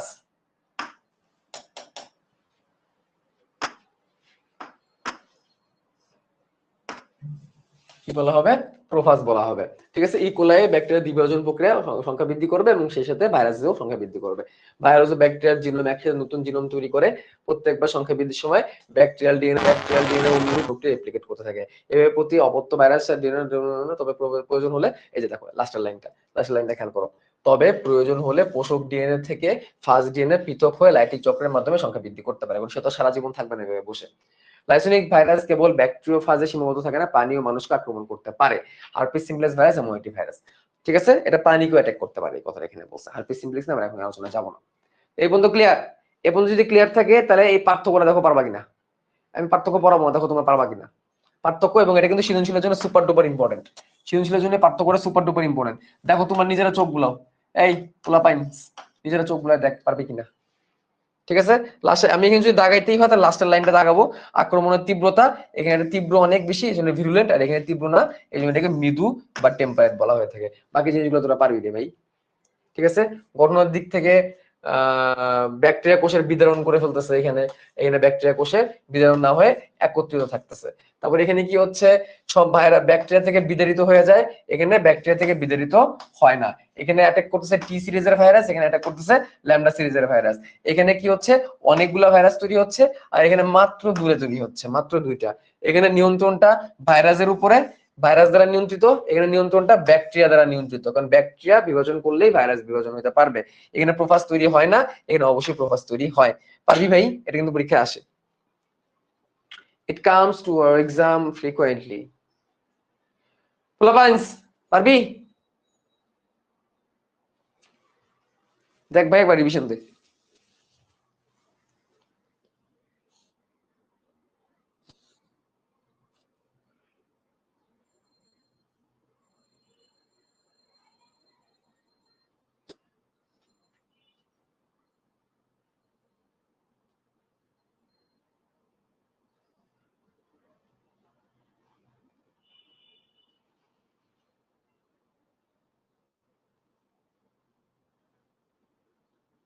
পারবো? পারা উচিত।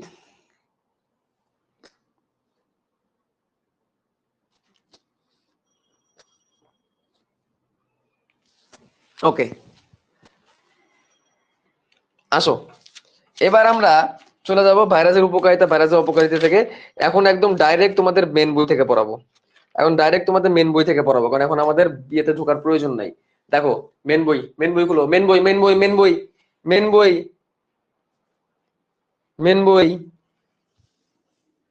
বই খুলো, সবাই সবাই মেন বই ওপেন করো, মেন বই ওপেন দাগাইতে হবে এখন, ঠিক আছে, এখন দাগাইতে হবে। হ্যালো, আমি একটা ক্লাসে।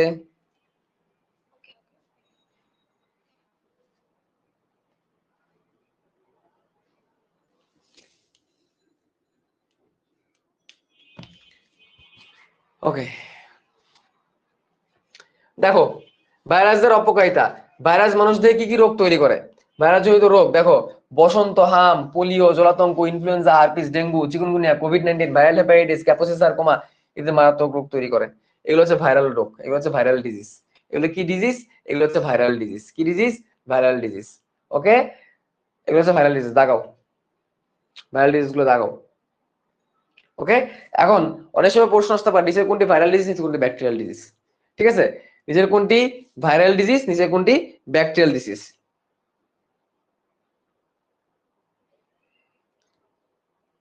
ওকে, ব্যাকটেরিয়াল ডিজিজ কি ভাইরাল ডিজিজ কি, এর পরীক্ষা প্রশ্ন আসে। তো এই ক্ষেত্রে আমি তোমাদের একটা ছন্দ দিয়ে দিই, ভাইরাল ডিজিজ গুলো মনে রাখার টেকনিক। ভাইরাস জনিত রোগ,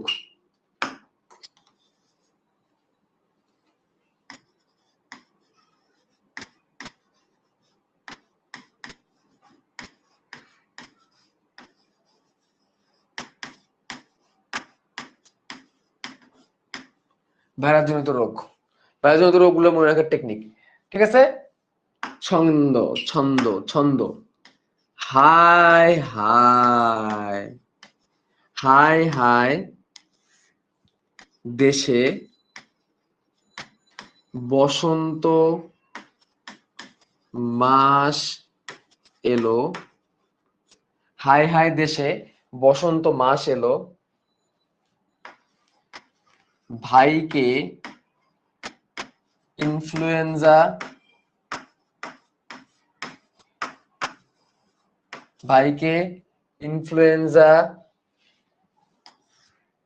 করোনা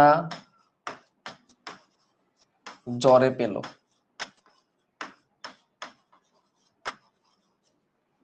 হাই হাই দেশে বসন্ত মাস এলো, ভাইকে ইনফ্লুয়েঞ্জা করোনা জ্বরে পেল। হাই হাই দেশে বসন্ত মাস এলো, ভাইকে ইনফ্লুয়েঞ্জা করোনা জ্বরে পেল। হাই হাই থেকে হারপিস, হারপিস থেকে ক্যাপুসি সার্কোমা রোগ হয়, হারপিস। আরেকটা হাই থেকে হাম, ঠিক আছে, হাম এন্ড হেপাটাইটিস, হাম এন্ড হেপাটাইটিস। আচ্ছা হেপাটাইটিস এখানে দেওয়া দরকার নেই, আমরা এখানে দিয়ে দিই। হাই হাই দেশে বসন্ত মাস এলো, দেশে, দেশে থেকে মনে রাখবা ডেঙ্গু, দেশে থেকে মনে রাখবা ডেঙ্গু। আর যখন ডেঙ্গুর কথা বলবা, তখন চিকুনগুনিয়ার কথা বলে দিবে, কারণ ডেঙ্গু চিকুনগুনিয়া এক। ডেঙ্গু চিকুনগুনিয়া, ডেঙ্গু চিকুনগুনিয়া, গুনিয়া বানান ভুল হইতে পারে, এর কথা একসাথে বলে দিবা। বসন্ত বলে তো তোমরা বসন্ত রোগের নামই জানো, বসন্ত মানে পক্স, পক্স। মাস থেকে মনে রাখবা mum's, mum's virus, mum's, mum's. এলো, এলো থেকে অ্যাডিনো, অ্যাডিনো হারপিস, অ্যাডিনো এবং এইডস, অ্যাডিনো এবং এইডস, অ্যাডিনো এবং এইডস। ভাইকে থেকে মনে রাখবা ভাইরাল হেপাটাইটিস, ভাইরাল হেপাটাইটিস হচ্ছে জন্ডিস হয় যেটাকে বলা হয় hepatitis, hepatitis, viral hepatitis. Influenza থেকে ইনফ্লুয়েঞ্জা, ইনফ্লুয়েঞ্জা, ইনফ্লুয়েঞ্জা শুধু ইনফ্লুয়েঞ্জা, বার্ড ফ্লুটাও অ্যাড করতে পারো, যেহেতু ফ্লু আছে তাহলে ফ্লু জাতীয় যা যা আছে সবগুলোকে অ্যাড করে দিবা, bird flu, swine flu. Corona থেকে তো করোনা আমরা জানি, করোনা থেকে করোনা। জ্বরা থেকে হচ্ছে জলাতঙ্ক, জলাতঙ্ক। আর পেলো থেকে পোলিও, পেলো থেকে হচ্ছে পোলিও। এগুলো হচ্ছে ভাইরাল জনিত রোগ। আর এছাড়া যা পাবা ব্যাকটেরিয়া জনিত রোগের মধ্যে দাগাই দিবা। হাই হাই দেশে বসন্ত মাস এলো, ভাইকে ইনফ্লুয়েঞ্জা জ্বরে পেলো, এগুলো হচ্ছে ভাইরাল জনিত রোগ। আর এর কাছে যা আছে, এর বাইরে যা আছে এগুলোকে ব্যাকটেরিয়ার মধ্যে দাগাই দিবা। তাহলে একটা সাইড শিখবা, শুধু ভাইরাস জনিত রোগগুলো শিখবা, শুধু ভাইরাস জনিত রোগ শিখবা, সব শেখার দরকার নাই, শুধু ভাইরাস জনিত রোগ শিখবা, বাকি যা পাবা সব ব্যাকটেরিয়া জনিত রোগ। ভাইরাস জনিত রোগের বাইরে যা পাবা সবই কি ব্যাকটেরিয়া জনিত রোগ। তো সবগুলো মুখস্থ করার কোনো প্রয়োজন নাই, একটা সাইড মুখস্থ করলে চলতেছে আমাদের। ওকে, পারবো এটা? পারবো?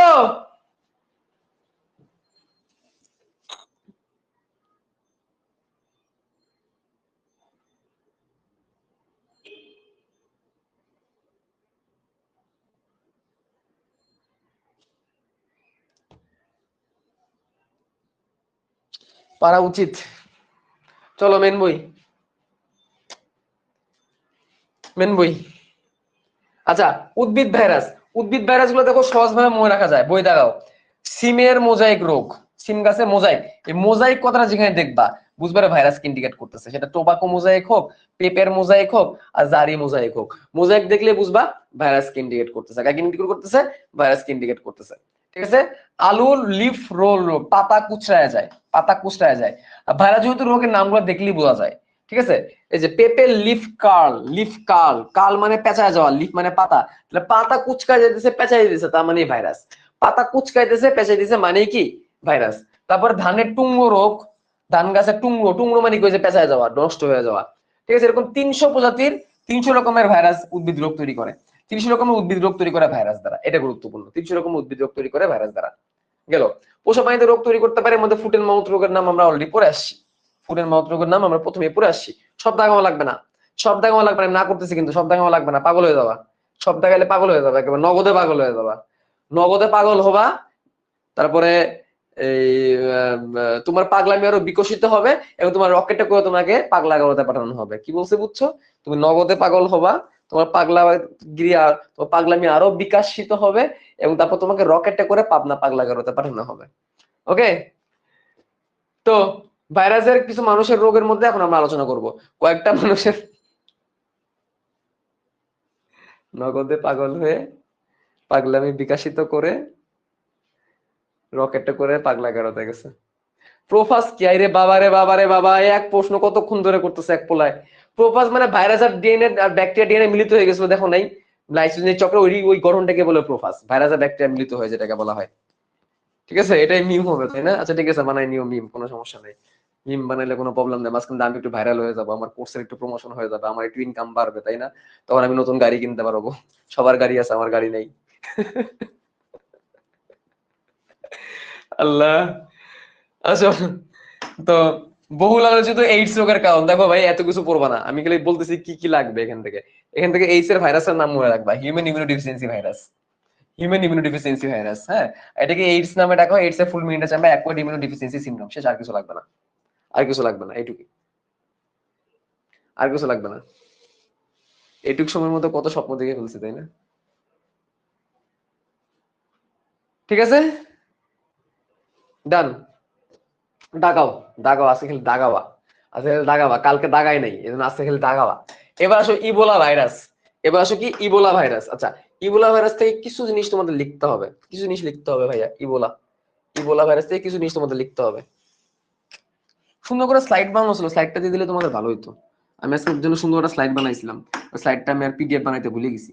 আচ্ছা, এই তোমরা যদি আমাকে টাইম দাও, তাহলে তোমাদের এইখান থেকে সুন্দর কিছু স্লাইড আমি দিতে পারি। এই পুরো টপিক উপর সুন্দর কিছু স্লাইড আছে, তুমি যদি চাও তাহলে তোমার দিতে পারো। আমার কাছে একটু টাইম দেওয়া লাগবে। টাইম দেওয়া আমি স্লাইডটা খালি আমি এখানে ট্রান্সফার করবো খালি, তাহলেই হবে। স্লাইডগুলো অনেক জোস করে বানাইছি, বলতে কাজে লাগবে। সুন্দর স্লাইড, কিউট স্লাইড। তাহলে একটু দাঁড়াও, একটু দাঁড়াও, আমি স্লাইড ট্রান্সফার করি।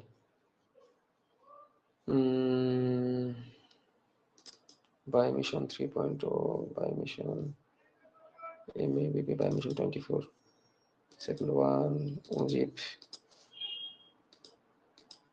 Wish.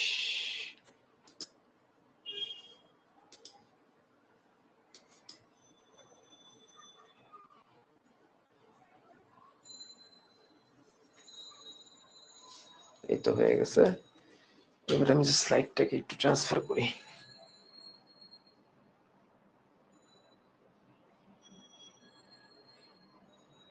ড্রাইভ,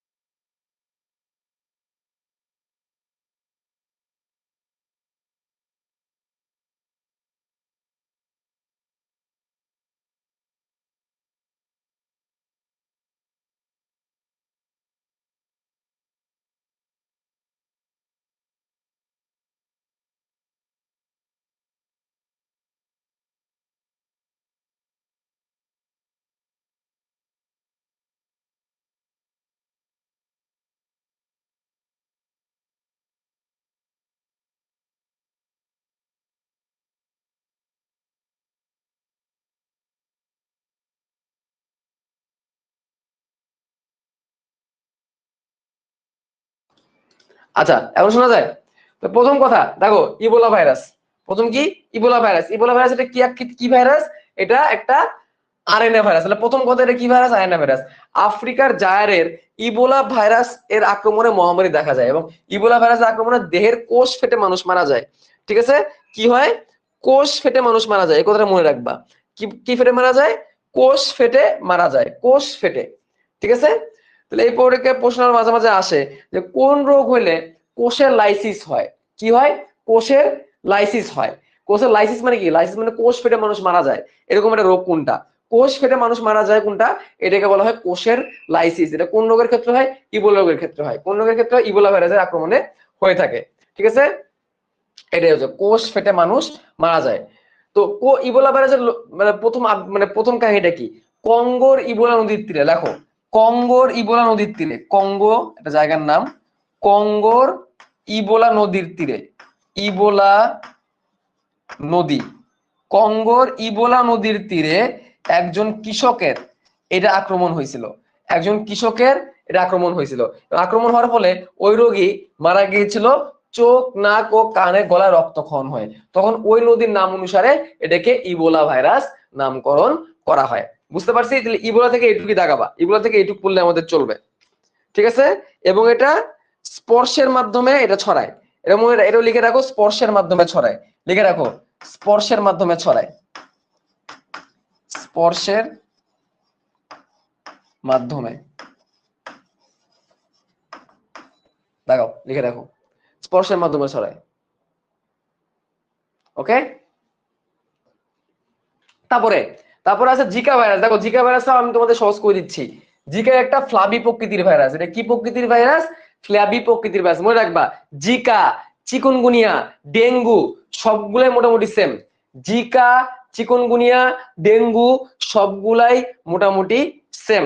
ঠিক আছে, এটা একটা ফ্ল্যাবি ডি গোত্রের ভাইরাস এবং এটা আরএনএ ভাইরাস। দেখো আমরা এখন যে কটা ভাইরাসের নাম পড়বো ম্যাক্সিমামই আরএনএ। যে কটা ভাইরাসের নাম পড়বো ম্যাক্সিমামই কি? আরএনএ। ঠিক আছে, এটা একটা মজার জিনিস।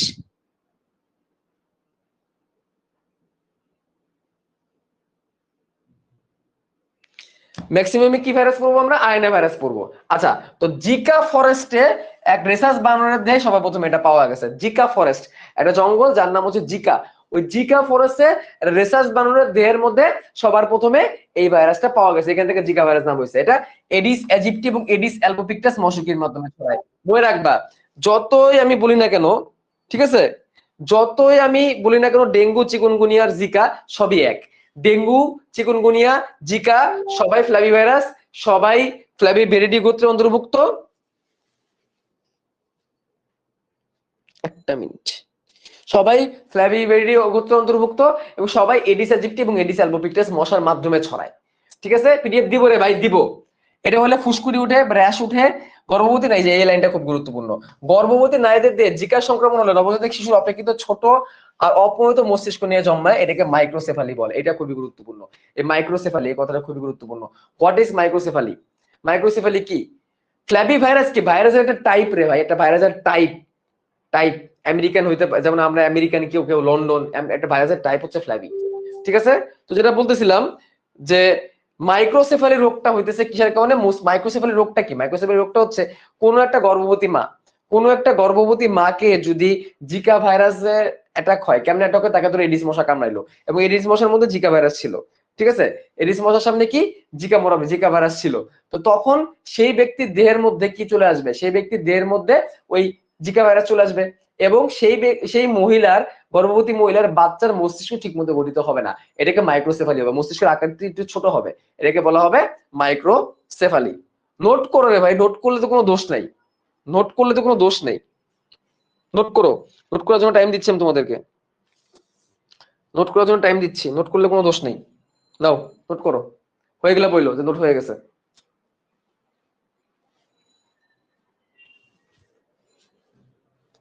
নোট যাদের করা, নোট হয়ে গেলে আমরা বলো, আমি পরে টাইম দিচ্ছি তোমাদেরকে। আর যারা দাগাচ্ছ তারা দাগাবে, বইয়েও দাগাও, বইয়েও এগুলাই দাগাবা, বইয়ে এগুলাই দাগাবা, বইয়ে এগুলাই দাগাবা।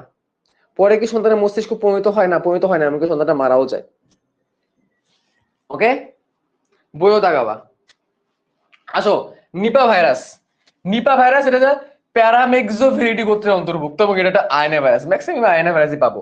বাদুরের এই ভাইরাস বাহক কাঁচা খেজুরের রসের মাধ্যমে এই ভাইরাস মানব দেহে সংক্রমিত হয়। তাহলে এখন তোমাদেরকে গল্পটা বলি। কাঁচা খেজুরের রস দিয়ে নিপা ভাইরাসটা ছড়ায় কেমনে? নিপা ভাইরাসটা থাকে বেসিক্যালি বাদুরের মধ্যে, তাহলে এটা কিন্তু ইমার্জিং ভাইরাস, কিন্তু মানুষের মধ্যে যেহেতু আসতেছে, বাদুর থেকে মানুষ আসতে, তাহলে কিন্তু ইমার্জিং ভাইরাস। ইমার্জিং ভাইরাস কারা? যারা কিনা তাদের পোষক দেহকে পরিবর্তন করে, পোষক দেহকে কি করে পরিবর্তন করে। আরে বাবা রে বাবা, ফ্ল্যাবি ভাইরাস মানে কি? ফ্ল্যাবি একটা টাইপ, কতবার বলবো এক কথা, বুঝে না? একই প্রশ্ন সবাই করতেছে, ফ্ল্যাবি ভাইরাস কি? ফ্ল্যাবি একটা টাইপ, টাইপ টাইপ। করোনা কি একটা টাইপ? এন্ড করোনা নাম কেন দিছে? করোনা ভিরিডি গোত্রের অন্তর্ভুক্ত, নাম কেন দিছে? তো ল্যাবিও রোহিতা, ল্যাবিও কেন রে ভাই? নাম দিছে ল্যাবিও, আমি কি করতাম এখন বলো? ঠিক আছে, তো যেটা বলতেছিলাম, তো খেজুরের রস আমরা যেরকম খাইতে পছন্দ করি, বাদুরও খেজুরের রস খাইতে পছন্দ করে। এখন ধরো খেজুরের রসের উপরে হাড়ির উপরে আইসা, খেজুরের হাড়ির উপরে আইসা বাদুর রসটা খাইছে, কারণ সেই বাদুরের দেহের মধ্যে নিপা ভাইরাস ছিল, জীবাণু ছিল, তার লালা থেকে ভাইরাসটা চলে যাবে মানুষের দেহের মধ্যে, তার লালা থেকে মানুষের দেহের মধ্যে ভাইরাসটা চলে যাবে। ঠিক আছে, ওই খেজুরের রসের মধ্যে চলে যাবে, ওই খেজুরের রসের মধ্যে মানুষ যদি খায় কাঁচা খেজুরের রস, মানুষেরও নিপা ভাইরাস হয়ে যাবে। খেজুরের রস ফুটাই খাইলে ঠিক আছে, কারণ 121 ডিগ্রি তাপমাত্রা পড়লে জীবাণু আর থাকে না, তারপরেও একটু সচেতন থাকা উচিত। ঠিক আছে, বুঝতে পারছি? দাগাও দাগাও দাগাও দাগাও দাগাও দাগাও, এই পোলাপান দাগা। পরে বলবে দাগানোর জন্য সময় দেয় না ভাই, আমাদেরকে ভাই দাগানোর জন্য সময় দেয় না।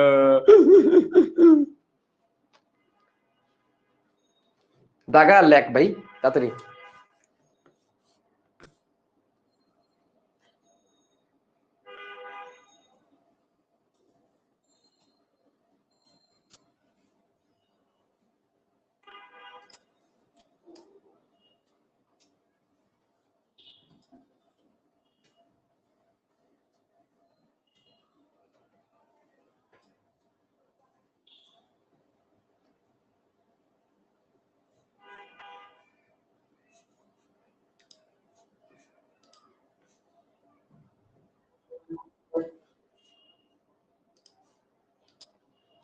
ওকে, এবার সার্স। সার্স নিয়ে আর কি বলবো? সার্স নিয়ে অলরেডি কিন্তু তোমাদেরকে বলে ফেলছি। সার্স বলছি না তোমাদের, সিভিয়ার অ্যাকুইট রেসপিরেটরি সিনড্রোম আর মিডল ইস্ট রেসপিরেটরি সিনড্রোম, এগুলো বলছি না আগের ক্লাসে?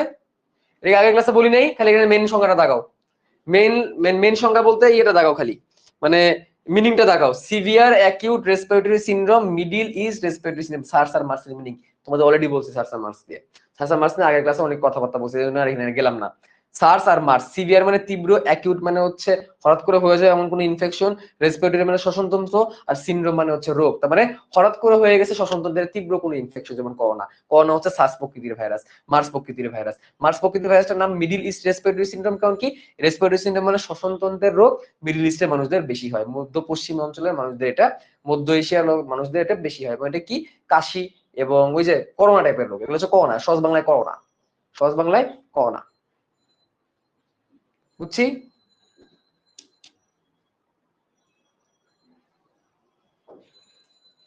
রিপা ভাইরাসের গ্রুপের নাম দেওয়া আছে দেখো, প্যারামেক্সিভিরিটি। আসো bird flu. Bird flu, bird flu নিয়ে আমি তোমাদের আলোচনা করছিলাম। ঠিক আছে, মুরগি এবং পাখির এটা হয়, এর সংকেতের জায়গায় রাখো H5N1, এটুকু মনে রাখলে চলবে। এই পরীক্ষা এটাই আসে, বার্ড ফ্লুর সংকেত কি? পরীক্ষা এর থেকে বেশি কিছু আসে না, পরীক্ষা এটা আসে বার্ড ফ্লু সংকেত কি H5N1, এবং এর পুরো মিনিংও লাগবে না, খালি এইটুকুই লাগবে যে বার্ড ফ্লু সংকেত কি H5N1, এইটুকু, আর কিছু না। বার্ড ফ্লু এটা ফ্লু প্রকৃতির ভাইরাস, ইনফ্লুয়েঞ্জা টাইপের ফ্লু প্রকৃতির ভাইরাস। এটা পাখি থেকে মানুষের দেহে চলে যাবে, পাখি থেকে ছড়ায়া মানুষের দেহে যাবে, পাখি এবং মুরগি টুরগি অনেক কিছু মারা যায় এটার কারণে। সার্স আর মার্স আপনার মুখে শুনতে শুনতে পুনরূপ মুখস্থ হয়ে গেছে, যাক ভালো তো, তাহলে মুখে শুনতে শুনতে যদি মুখস্থ হয়ে যায় তাহলে তো ভালো, তাই না? ভালো না? ভালো না? অবশ্যই ভালো। ওকে, আসো তারপরে এবার আসবে swine flu. Same swine flu করে সংকেত পড়বা H1N1 H5N1, আগেটা শুধু H5N1 ছিল, এখানে H1N1 H5N1 দুইটাই। সোয়াইন ফ্লু শুকরের হয়, সোয়াইন ইনফ্লুয়েঞ্জা ভাইরাস, SIV বলা হয় এটাকে, SIV সোয়াইন ইনফ্লুয়েঞ্জা ভাইরাস। এটা শুকরের হয়, শুকর থেকে মানুষের দিকে ছড়ায়। ঠিক আছে, পারবো?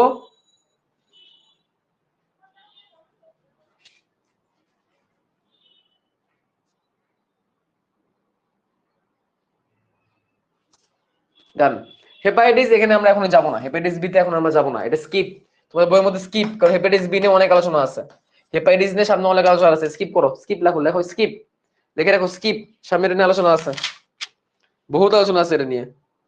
সর্দি জ্বর, সর্দি জ্বর এটা রাইনো ভাইরাসের কারণে হয়, রাইনো ভাইরাস বা এটা ফ্লুর কারণে হয়। প্রতি বছর যে সর্দি জ্বর হয় না আমাদের, এটা এটা কিন্তু সমস্যা হচ্ছে এর জন্য কোনো ভ্যাকসিন তৈরি করা সম্ভব নয়, এটা হচ্ছে ঝামেলা, এটা হচ্ছে ঝামেলা। এটা কমন সর্দি জ্বর যেটা প্রতি বছর হয় আমাদের, রাইনো ভাইরাসের এটাকে কারণে হয়, এটা পরে আমরা দেখবো।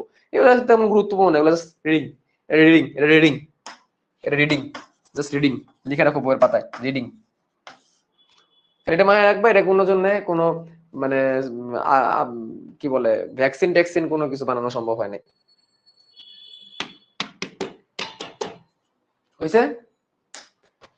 চিকুনগুনিয়া, দেখো চিকুনগুনিয়া এটা একটা আয়না ভাইরাস, এটা আলফা গোত্রের ভাইরাস, এটা এডিস আইজিপ্টি এডিস আলবিপিক্টাস মশা দ্বারা ছড়ায়, এর কারণে জয়েন্টে জয়েন্টে ব্যথা, রাশ ইত্যাদি হয়, ব্যথা কমে গেলে 3-4 মাস পর্যন্ত ব্যথা থাকতে পারে। চিকুনগুনিয়া নিয়ে আমরা অনেক কিছু জানি, চিকুনগুনিয়া নিয়ে অনেক কথাবার্তা আমরা জানি, এবং এটা ডেঙ্গুর জাত ভাই, ডেঙ্গুতে যা পড়বা চিকুনগুনিয়াতে তাই। সামনে ডেঙ্গু পড়াবো তোমারে, সামনে তোমাদের ডেঙ্গু পড়াবো, ডেঙ্গু যা পড়বা চিকুনগুনিয়া তাই, একই জিনিস, একই জিনিস। চিকুনগুনিয়া থেকে এত বেশি কিছু করার নাই, তাহলে মনে রাখবেন এটা আয়না ভাইরাস, এডিস আইজিপ্টি এডিস আলবিপিক্টাস দিয়ে ছড়ায়, এটা আলফা গোত্রের ভাইরাস। তাহলে পার্থক্য হচ্ছে এটা ফ্ল্যাভি ভাইরাস, এটা হচ্ছে আলফা গোত্রের ভাইরাস, এটুকুই পার্থক্য, আলফা নট ফ্ল্যাভি।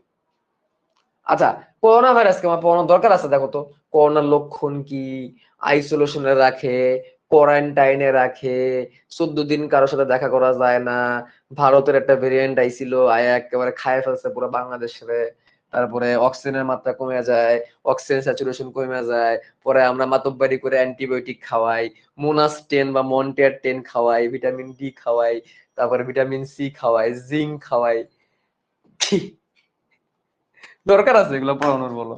তারপরে জ্বর পায়, শুকনো কাশি হয়, শ্বাসকষ্ট হয়, গলায় ব্যথা হয়, মাংসপেশিতে দুর্বলতা হয়, নিউমোনিয়া হয়ে যেতে পারে, এর কোনো ভ্যাকসিন ওই পর্যন্ত আবিষ্কার করা যায় না, এখন তো ভ্যাকসিনের অভাব নাই, Sinopharm, Pfizer, AstraZeneca, Bengal virus, কত কিছু আছে। হ্যাঁ, আরো অনেক কারণ আছে, কোয়ারেন্টাইন হয়, লকডাউন হয়, স্কুল বন্ধ হয়ে যায়, অফিস বন্ধ হয়ে যায়, হোম অফিস শুরু হয়, তারপরে এসিএস এর নতুন নতুন কোর্স লঞ্চ হয়। আর কিছু লাগবে বলো? আর কিছু লাগবে? করোনা দরকার আছে? এই পোলাপান, করোনা থেকে পড়ার কিছুই নাই আসলে, আমরা জানি এগুলা, খালি একটু চিকিৎসা থেকে একটু কয়েকটা কথা আমি তোমাদের দেখাই দিই। ঠিক আছে, দেখো কয়েকটা কথা একটু দাগাও, সেটা হচ্ছে দাগাবা। করোনার কারণে নরমাল ওষুধ দেওয়া হয় অক্সিজেন আর প্যারাসিটামল, এগুলো আমরা জানি। অক্সিজেন আর প্যারাসিটামল হচ্ছে রেগুলার ওষুধ, পাশাপাশি কিছু আরো ভালো ওষুধ আছে, যেমন অ্যাভিগান, তারপরে আমেরিকার রেমডেসিভির, রেমসিভিয়ার আর কি, তারপরে ইন্টারফেরন আলফা 2B এবং ফ্যাভিপিভির, এটা হচ্ছে খুবই গুরুত্বপূর্ণ কাজ দিছে। তার পাশাপাশি প্লাজমা থেরাপিটাও খুবই কার্যকর হয়েছে, একজন রোগ থেকে সুস্থ হয়ে গেছে, তার প্লাজমা নিয়ে থেরাপি, যেটাকে বলা হয় প্লাজমা থেরাপি। ডেক্সামেথাসন সিরিয়াস রোগীর ক্ষেত্রেও প্রয়োগ করা যাচ্ছে। এগুলো একটু পড়তে পারো, এগুলো এমসিকিউর জন্য একটু পড়তে পারো, এমসিকিউর জন্য দাগায় রাখো, বইয়ের মধ্যে দাগায় রাখো, জাস্ট চিকিৎসা প্রতিকার বলতে। তবে মনে রাখবা, অ্যান্টিবায়োটিক দিয়ে ভাইরাস মারার চেষ্টা করাটা হচ্ছে ব্যর্থ চেষ্টা, ঠিক আছে? অ্যান্টিবায়োটিক দিয়ে অন্তত পক্ষে ভাইরাস মারার চেষ্টা করবে না। এই ক্লাসে একটা লাইক দাও, তোমার ক্লাসে লাইক টেক দাও না, আমার কষ্ট লাগে, ঠিক আছে? এগুলো আমরা ফারি এগুলো আমরা। টেস্ট আরটিপিসিআর টেস্টের মাধ্যমে করা হয়, যে নাকের মধ্যে যে নেজাল সোয়াব আছে ঢুকাই দিছো না একটা, ওই টেস্টে আরটিপিসিআর টেস্ট বলে। আরটিপিসিআর মানে reverse transcription polymerase chain reaction test, ঠিক আছে? এটা পজিটিভ হলে করোনা ভাইরাস আক্রান্ত, তাকে নিয়ে এখন হাসপাতালে নিয়ে যাও, বস্তায় বন্দি করো, সাদা কাফন পরাও, সাদা কাফন না সরি, ওই যে পিপিআই মেশিন পরাও, ঠিক আছে? ইত্যাদি ইত্যাদি। বুকের এক্সরে দিয়ে নিউমোনিয়া নিশ্চিত করা যায়। জাস্ট এই কয়টা কথা থাকো। নেগেটিভ হলে আক্রান্ত থাকতে পারে, নাও থাকতে পারে, কারণ নেজোফেরেঞ্জিয়াল সোয়াব স্যাম্পল নেওয়া সঠিক মতো না হলে আক্রান্ত ব্যক্তি নেগেটিভ আসতে পারে। নেজোফেরেঞ্জিয়াল সোয়াব মানে কই যায়, নেজোফেরেঞ্জিয়াল এই পর্যন্ত ঢুকাই দিয়ে যাবো, এমন যে লাগে রে, এই পর্যন্ত ঢুকাই দিয়ে নেজোফেরেঞ্জিয়াল সোয়াব, সোয়াব মানে যে পিছলিম পদার্থ, এটাকে বুঝাইছে আর কি, নেজোফেরেঞ্জিয়াল সোয়াব। ভাইয়া টাকা 90 পিডিএফ দিতে দিছেন, কেন ডাউনলোড করা যাবে না? ব্রাউজার চেঞ্জ করো, অবশ্যই ডাউনলোড করা যাবে, দেখা যাবে না বাট ডাউনলোড করা যাবে।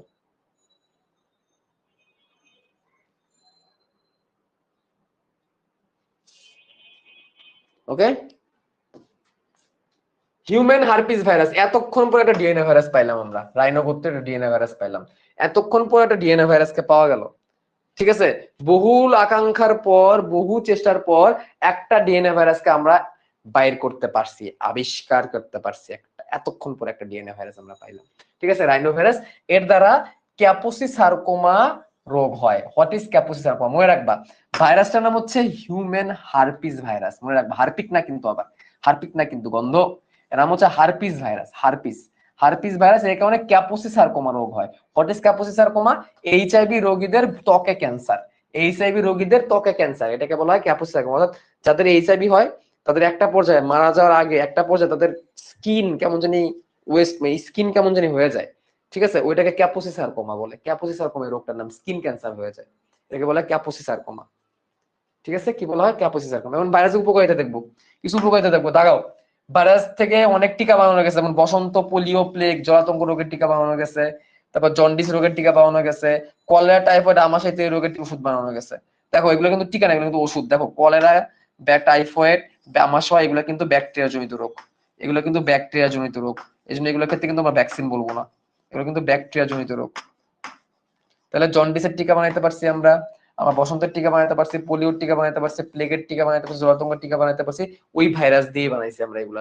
ভাইরাস দিয়ে ভাইরাসের টিকা বানানো যায়, ভাইরাস দিয়ে ভাইরাসের টিকা বানানো যায়। দাগাও দাগাও দাগাও দাগাও দাগাও দাগাও। আচ্ছা, আজকে কি আমি বেশি রাশ করে ফেলছি? বেশি রাশ হয়ে গেছে আজকে আমার পড়া? লিখে লিখে পড়াবো আজকে? জাস্ট এগুলা এগুলা সহজ জিনিস তো, দাগানোর জিনিস, এই জন্য আমি জাস্ট আজকে সাইড থেকে পড়াম। নেক্সট দিন থেকে আমরা লিখে লিখেই পড়াবো, টেনশনের কিছু নাই। যখন স্লাইড লাগে তখন স্লাইড পড়াবো তোমাদেরকে, সমস্যা নাই। ঠিক আছে, গেস্ট নেক্সট।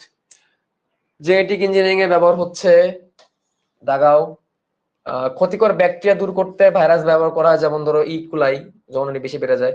কতিপয় ক্ষতিকারক কীট পতঙ্গ দমনেও ভাইরাসের ভূমিকা আছে, যেমন যুক্তরাষ্ট্রে এনপিভি, নিউক্লিয়ার পলিহাইড্রোসিস ভাইরাস, এটা ব্যবহার করে পতঙ্গ নাশক হিসেবে ব্যবহার করা হয়েছে। আর ফাজ ভাইরাস ব্যাকটেরিয়াকে ধ্বংস করে, এটা একটা জানলাম। কিন্তু এখন যেটা আমরা আরেকটা আছে সেটা, ও আচ্ছা আচ্ছা, আরেকটা আছে টিউলিপ ফুল। টিউলিপ ফুলের একটা কালার হয়, বাট একটা কালারের টিউলিপ ফুল থেকে, যেসব টিউলিপ ফুলের মধ্যে মাল্টিপল কালার থাকে ওইসব টিউলিপ ফুল দামি হয় বেশি, ওগুলোকে ব্রোকেন টিউলিপ বলে। কি করে? লাল টিউলিপ ফুলে ভাইরাস আক্রমণের ফলে লম্বা লম্বা সাদা সাদা দাগ পড়ে, একে ব্রোকেন টিউলিপ বলে। এর ফলে ফুলের সৌন্দর্য বৃদ্ধি পায় এবং ফুলের দামও বেড়ে যায়। এটা একটু দাগা রাখো, ব্রোকেন টিউলিপ ভাইরাসের আক্রমণে করা যাচ্ছে। অস্ট্রেলিয়ার খরগোশের সংখ্যা অস্বাভাবিকভাবে বেড়ে যাওয়ার ফসলের চরম ক্ষতি হচ্ছিল। মিক্সো ভাইরাসের মাধ্যমে খরগোশ নিধন করে সংখ্যা কমানো হয়েছে। কি দরকার ছিল এত কিউট একটা জিনিসকে মেরে ফেলার? আমাদের দেশে পাঠাই দিত, আমরা পালতাম। দূর, এটা কিছু হইলো? হ্যাঁ রবিন, হ্যাঁ বাসায় আসো, বাসায় চলে আসো। হ্যাঁ হ্যাঁ, বাসা থেকে বেরোবো, এখান থেকে সাকিবের বাসায় যাবো তারপরে। হ্যাঁ হ্যাঁ হ্যাঁ হ্যাঁ, আসো, সমস্যা নাই। ঠিক আছে।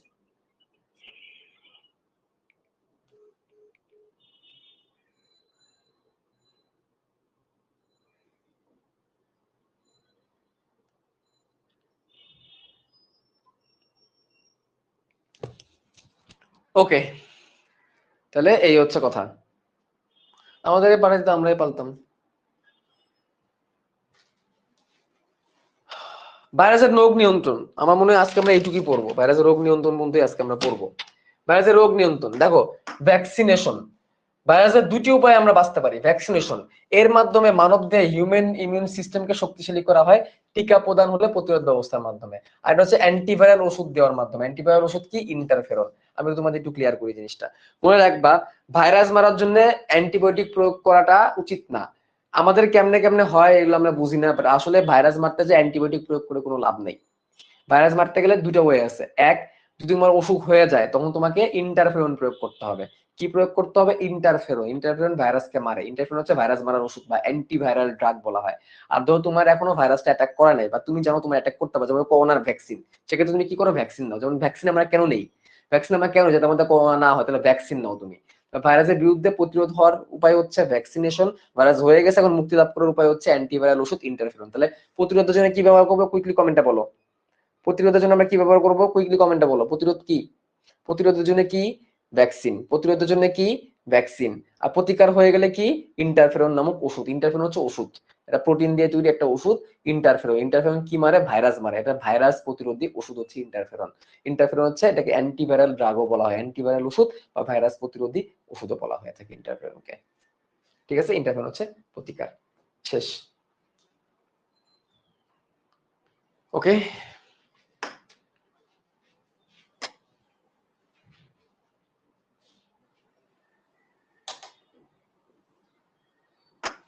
দাগাও, মেন বই দাগাই দিতে তোমরা কান্নাকাটি করবা। ইবোলা হচ্ছে একসূত্রক আরএনএ ভাইরাস, কোষ দেহ ফেটে মারা যায়। কঙ্গোর ইবোলা নদীর তীরে পোষা একজন কৃষক মারা গিয়েছিল, তার কারণে নামকরণ করা হয় এটা। স্পর্শের মাধ্যমে আক্রান্ত হয়। শেষ, এটুকুই লাগবে, এটুকুই লাগবে। তারপর জিকা ভাইরাস। জিকা ভাইরাস একটি সাবি ভাইরাস, এটাও একটা আরএনএ ভাইরাস। বানর থেকে এটা সংগ্রহ করা হয়েছিল। জিকা ফরেস্টে বসবাসকারী রেসাস বানর থেকে সংগ্রহ করা হয়। ঠিক আছে, এডিস এজিপ্টি এডিস অ্যালবিপিটাসের মাধ্যমে ছড়ায়। র্যাশ হয়, জয়েন্টে জয়েন্টে ব্যথা হয়, মাংসপেশিতে ব্যথা হয়। তারপরে গর্ভবতী নারীদের জিকার আক্রমণ হলে নবজাতক শিশু অপেক্ষাকৃত ছোট অপরিণত মস্তিষ্ক নিয়ে জন্মায়, এটাকে মাইক্রোসেফালি বলা হয়।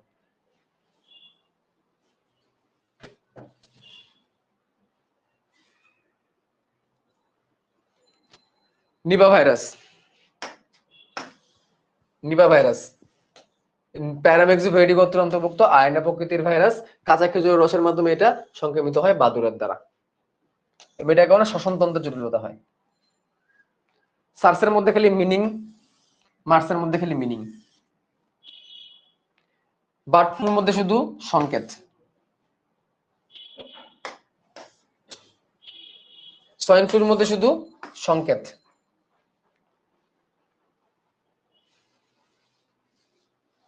এই তোমার সাইকেল 3 তে কিন্তু দ্রুত ভর্তি হয়ে যাও, লাস্টে যে কিন্তু পরে অ্যাপ্রুভালে দেরি হয়। ঠিক আছে, ট্রাই করো 5-6 তারিখের মধ্যে ভর্তি হয়ে যাও। সাইকেল 3 ক্লাস কিন্তু 7 তারিখ থেকে শুরু। তারপরে হেপাটাইটিস বি নিয়ে তো আমি কিছু পড়তে না করছি, আপাতত দরকার নাই। তারপরে চিকুনগুনিয়া। চিকুনগুনিয়ার মধ্যে এটা আরএনএ ভাইরাস এবং এটা আলফা গোত্রের ভাইরাস, এবং এটাও এডিস এজিপ্টি এডিস অ্যালবিপিটাস দ্বারা ছড়ায়। ঠিক আছে, এটা ডেঙ্গুর মতোই, জয়েন্টে জয়েন্টে ব্যথা, রাশ, মাথা ব্যথা, দুর্বলতা ইত্যাদি। কোভিড-19 নিয়ে কিছু পড়তে আপাতত না করছি, তোমাদেরকে দরকার নেই। কোভিড-19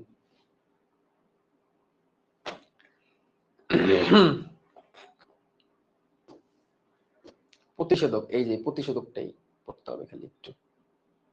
আচ্ছা, এখানে আমি কিছু দিলাম না, ঠিক আছে, এখানে কিছু দিলাম না কারণ এটা তো স্লাইডে আছে, স্লাইড দিয়ে দিচ্ছি লিংক তোমাদেরকে, সমস্যা নাই, পেয়ে যাবে আজকেই। এই যে চিকিৎসা, এই যে অ্যাভিগান, আলফা 2B, ইন্টারফেরন। এই টেস্ট হচ্ছে RTPCR test, reverse transcription polymerase chain reaction test, nasopharyngeal swab, বুকের এক্সের মাধ্যমে নিউমোনিয়া শনাক্ত করা হয়।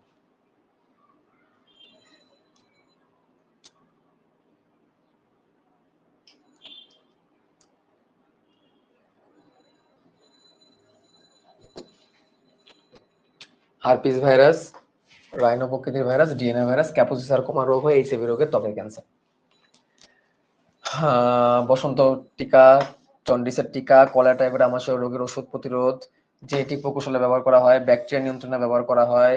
তারপর হচ্ছে এনপিভি, নিউক্লিয়ার পলিহাইড্রোসিস ভাইরাস কীটপতঙ্গনাশক হিসেবে ব্যবহার করা হয়। ব্যাকটেরিয়া জনিত রোগের হাত থেকে মানুষের রক্ষা পাওয়া যায় ফাজ ভাইরাসের মাধ্যমে। টিউলিপ ফুলের গায়ে দাগ পড়ে, এটাকে আমরা ব্রোকেন টিউলিপ বলি। টিউলিপ ফুলের দাম বেড়ে যায় এইভাবে। এবং পরিশেষে অস্ট্রেলিয়ার খারগোশকে মারার জন্য মিক্সো ভাইরাস।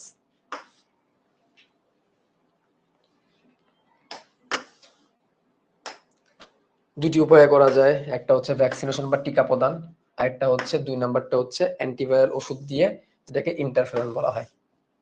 ঠিক আছে, ইন্টারফেরন ভাইরাসকে নিষ্ক্রিয় করতে পারে। ভাইরাসের দেহে কোনো মেটাবলিজম নাই, তাই অ্যান্টিবায়োটিক দিয়ে এর প্রতিরোধ করা যায় না। কিছু ভাইরাল এনজাইমকে অ্যান্টিভাইরাল ওষুধ প্রয়োগ করে ব্যবহার শুরু হয়েছে। কিছু ভাইরাল এনজাইমকে ভাইরাল ওষুধ হিসেবে ব্যবহার করা শুরু হয়েছে আর কি। তার মানে অ্যান্টিবায়োটিক দিয়ে লাভ নাই, ভাইরাস মারতে যায়। ঠিক আছে, আজকে তাহলে আমার একটা মিটিং আছে, আমি তাহলে আজকে বিদায় নিই। আর আজকে আমাদের ক্লাস এইটুকুই ছিল, নেক্সট দিন আমরা বিভিন্ন রকমের ভাইরাস পড়বো।